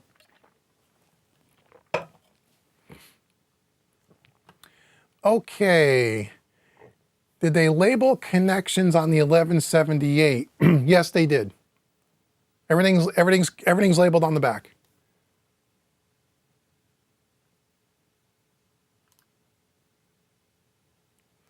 Mark L says, may not work for you. Have you thought about a payment option for your courses? On most of my courses, no, because they're all less than $100. On my more expensive ones, I've thought about it, but the problem that I see is, and I haven't done it yet because of this, if I do that, then all my courses, pardon me, my courses could only be streamable. They can't be downloadable. Because then I run the risk of people downloading my course, making the first payment, taking the course, and then canceling the other two payments. So no, for that reason. And I had to choose between, and I did some polling on my email list, by the way. I had to choose between, do you want, because a lot of websites, when you buy their stuff, you can't download it. You can only watch it on their website. So if you stop payment or you cancel payment, you get eliminated from the course. In other words, if you make one payment and never pay me for the second payment, your access is gone. But most people that I found, they want to be able to download it because maybe their computer or their internet's not always great. They want to be able to put the courses on separate hard drives and those kinds of things. And so that's why I don't do a multiple payment option. For that reason. It's a great idea, and I've thought it through, but right now I would rather allow you to be able to download the course than not let you download the course and then have to manage the whole payment options, and when people don't pay and they don't get access, and it becomes, I'm a one-person team here. I don't have an administrative team of people. So the majority of my stuff is less than $100. And if you're on my email list, Mark, at Home Recording Made Easy, and if you wait, every 2 weeks throughout an entire year, I put a different course on sale. I go through my whole catalog and I pick them out and I put them on sale at 30, 40, 50% off, which means in most cases, if you're patient, you won't pay more than 50 or 60 bucks for one of my courses. And then at that point, it doesn't make sense for me to do a multiple payment option. Hope that makes sense. Now, the hybrid mixing stuff, the more advanced stuff, and there's only a few of them, the more premium price stuff, those don't go on sale every 2 weeks. Those only go on sale once a year, if at most. And the largest sale is during the pre-sale. But I hear you.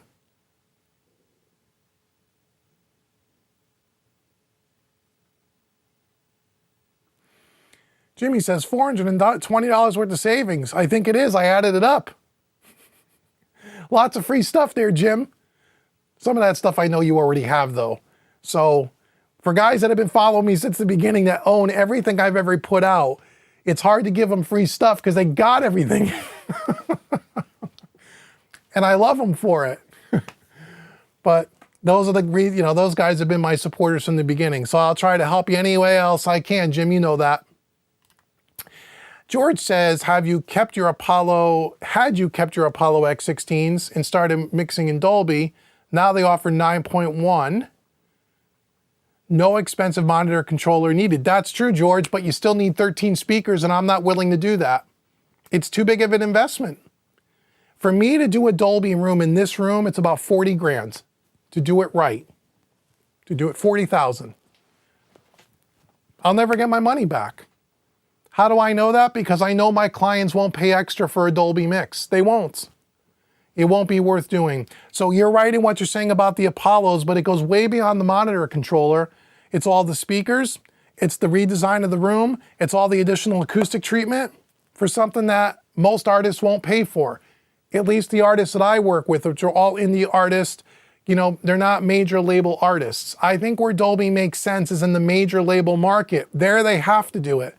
But the indie market, budgets are so tight, I doubt it. At least not my clientele. You know, I'm sure there's other ones. Harry says, boring question alert. I'm at my studio right now. How would you dial an 1176 for aggressive drums? I never know what to look for on the needles. Don't look for the needles. That's the problem. Use your ears. So if you want really aggressive drums, I mean, all you have to do is look that up on YouTube, and there's 400 videos on people that set up an 1176 with plugins and do it. Right? 20-to-1 ratio, fast release, slow attack, crank the input, 10, 15 dB of compression. It'll be aggressive, by and large. His boy Elroy just found the stream. So cool. Welcome to the family. Make sure you like, share, subscribe, either on Home Recording Made Easy or Mixing Music Analog, depending on where you're watching from. That makes sense. Thanks. You're welcome, Mark. Again, once again, Dave's got the thing in the chat. Thank you again. Save so much. Braxel says you can buy with PayPal, and then you can use their payment. And then you can use pay in 4 option with PayPal. You might be able to do that, Braxel.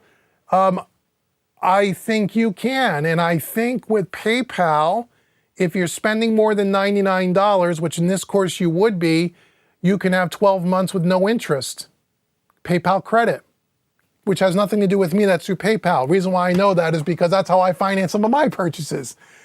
So yes, I would get paid all at once, but you can do payment options online through PayPal. I think you can. So that is another way for people that are asking about splitting up the payment options. You can do that through PayPal, I believe.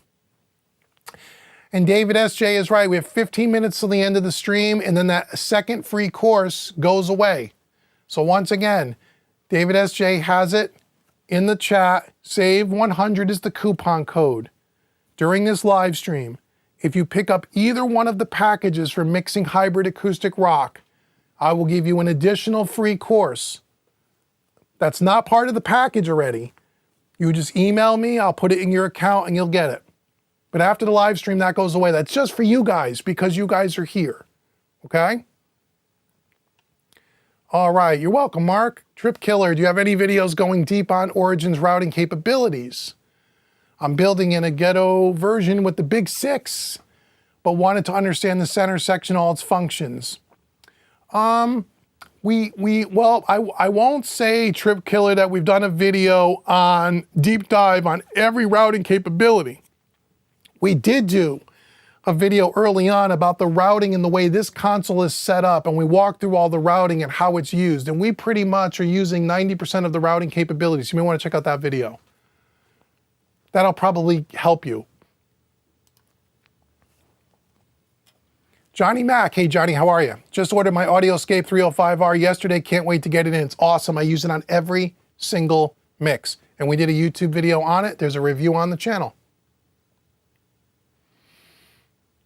Bobby says, I think I have all your courses too. I think you probably do, Bobby. You're another one that's been around since the beginning. A lot of new people here don't realize Home Recording Made Easy has been around since 2014. September 2014, right after Labor Day, is when Home Recording Made Easy officially launched. The website, training courses. My first course came out, I think, in the beginning of October 2014. And we're almost in 2024, so it's been almost 10 years that you guys, some of you guys, have been there. And again, I love you guys, and I so appreciate. Without you guys, there would be no Home Recording Made Easy. There would be no Mixing Music Analog. There would be no Uncle Dave here talking to you about all this stuff. The only way I'm able to do this is because you guys support the stuff that I put out, and it helps you. If it didn't help you, you wouldn't support me, and if you wouldn't support me, I can't be here. So I appreciate all of you guys, especially the ones that have been here since the beginning. And some of them are here tonight. His boy Elroy, very new here. Do you have beginner courses for budget home studios, something with small digital mixers? I have a ton of beginner courses at homerecordingmadeeasy.com. Here's what I would tell you to start off with. If you're new there, download the free mixing course. That's right on the homepage. That'll have you set up an account so you're in my ecosystem and you're on my email list.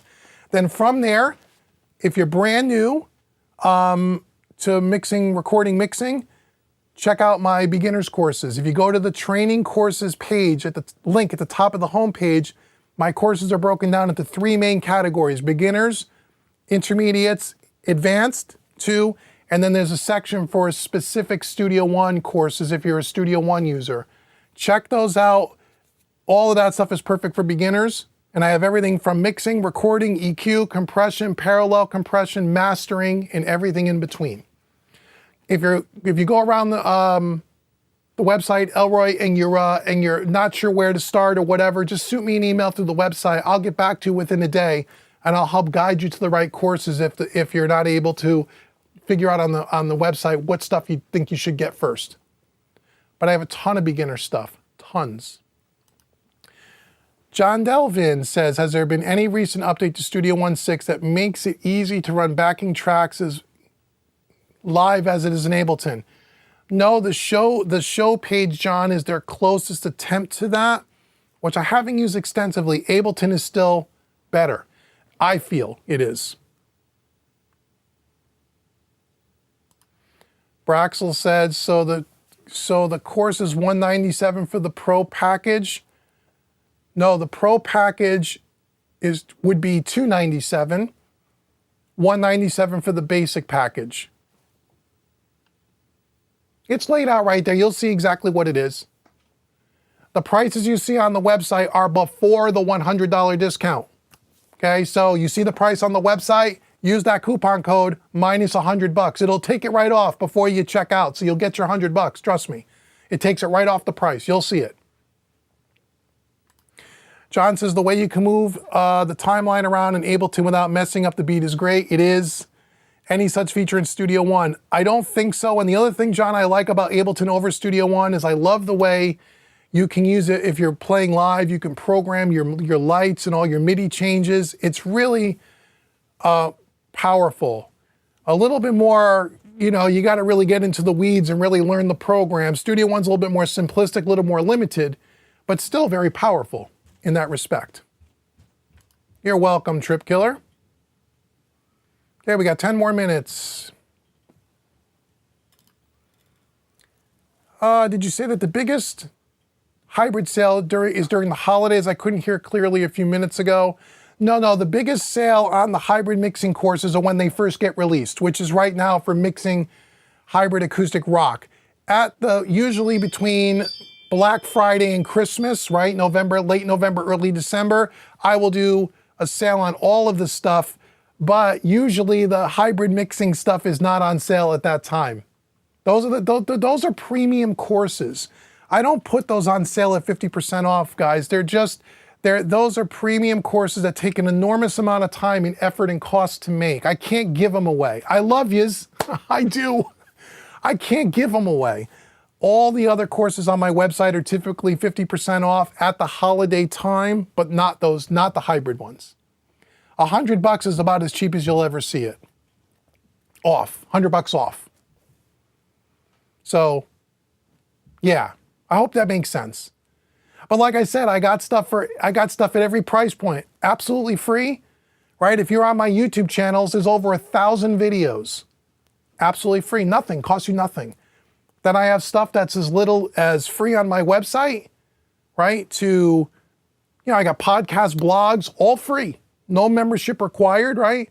Then I have stuff that runs, between $50 and $100, and then I have stuff that runs a little bit more than that. And then the more premium stuff, when you get into the analog gear, those are the most expensive stuff. But those also cost me the most expensive to make. The amount of money it cost me to make that course is unbelievable. It really is. So I have to sell it at a price where it makes sense for me to continue to do those. And I know they're not for everybody. I know they're outside a portion of people's budgets, and I really understand that, and it's okay. I get it. I have other stuff for you as well if you're at a lower budget, no problem. So I hope that makes sense. Hey, Jason, just jumping into the stream. You're 100% right on the Atmos thing. So many YouTubers are shilling for gear manufacturers. That's right.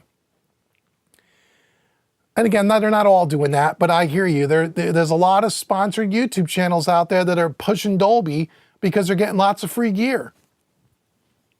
I'm not doing that.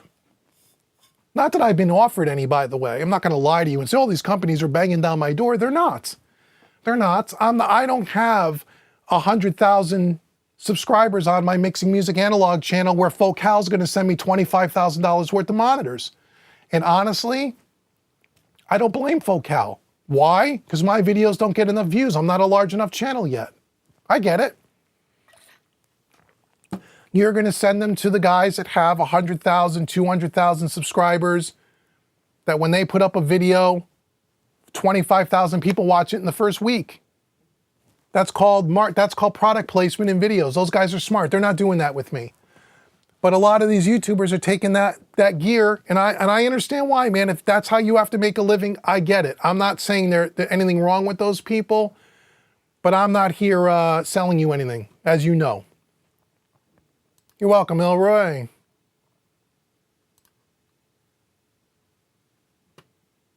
No, Braxel. Unless I wrote something wrong, I'll read the website. The Pro course is $297, right? You take $100 off, it's $197. Or no, it's $397. Excuse me. You're confusing me.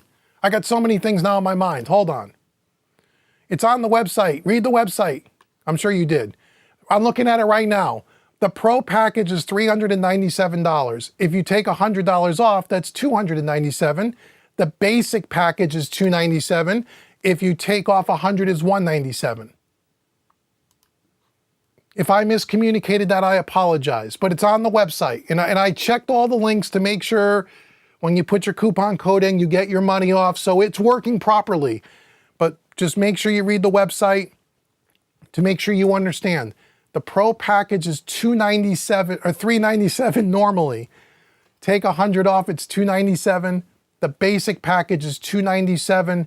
Take off $100, it's $197. And if I screwed that up earlier, man, I really apologize. That wasn't my intention. You guys know that. I'm not going to try to fool you into buying something. Oops, there is no extra live stream discount. Oh, I know where maybe you're confused. Because for the live stream, I said, let's say you buy either one of the packages. You spent $297 or you spent $197 after your $100.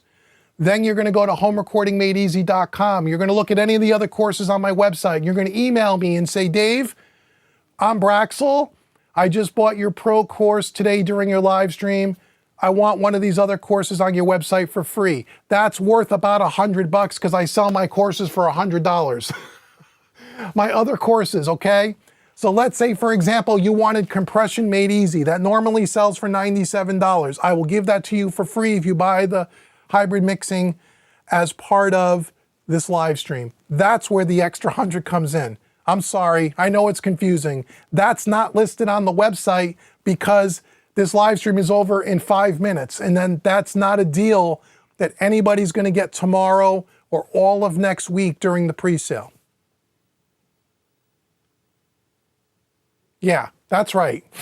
I hope I'm communicating it okay.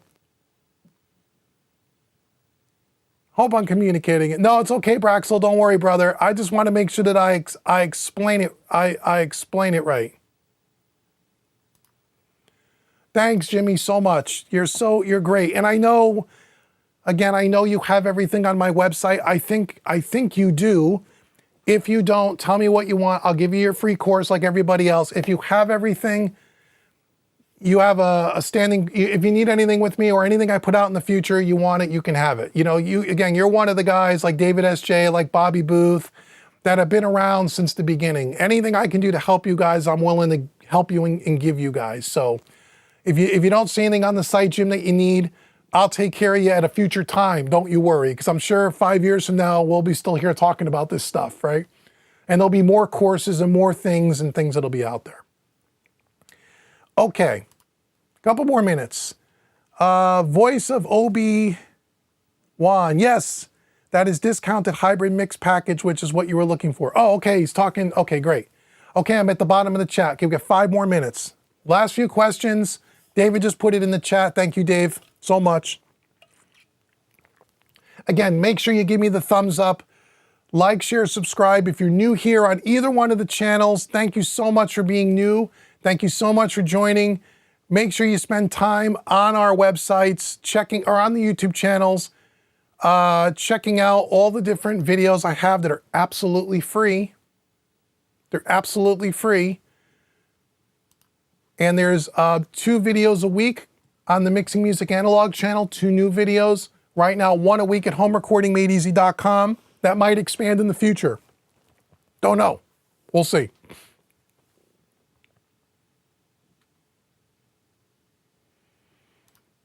Oh, let's see. Braxel says, you're strapped right now. I understand, brother. It's okay. It's okay. Don't worry.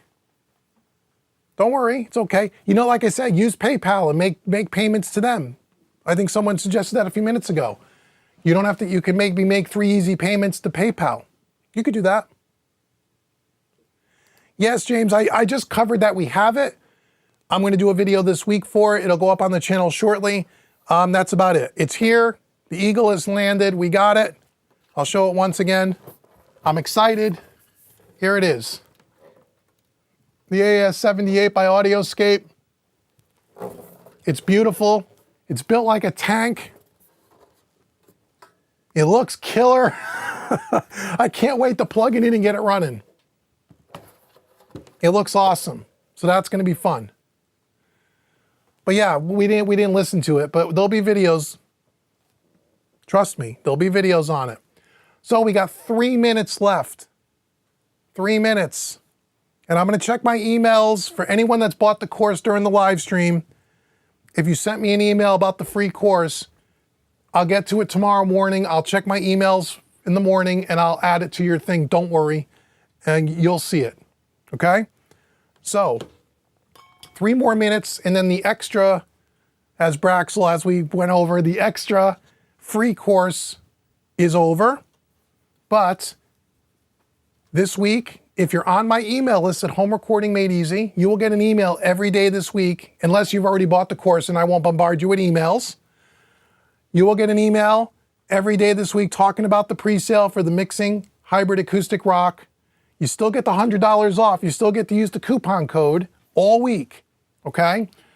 Once you bought that course, you won't see those emails. I'm going to keep your email box clean, but you're going to get an email every day this week, okay? So just if you can't get it today, you're going to wait till you get paid on Thursday or Friday, no problem. You'll have until I think you'll have until the 30th of July, which I think is a week from Monday. So you have a solid week to still save $100 on either one of those packages. And trust me, you're going to love that course. Go watch the video with the link. Check it out. You'll see exactly what the course is. Okay?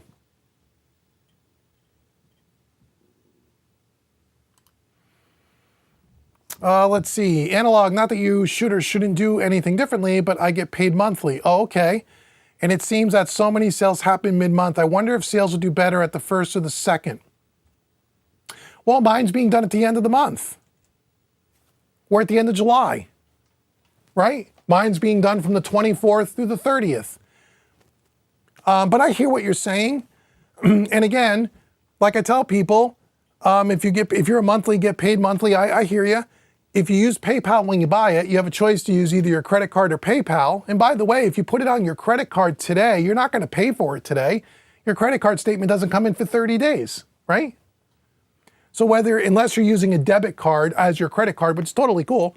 But remember, if you're using a credit card on Stripe or you're using PayPal, which goes to your credit card, the money doesn't come out of your account today.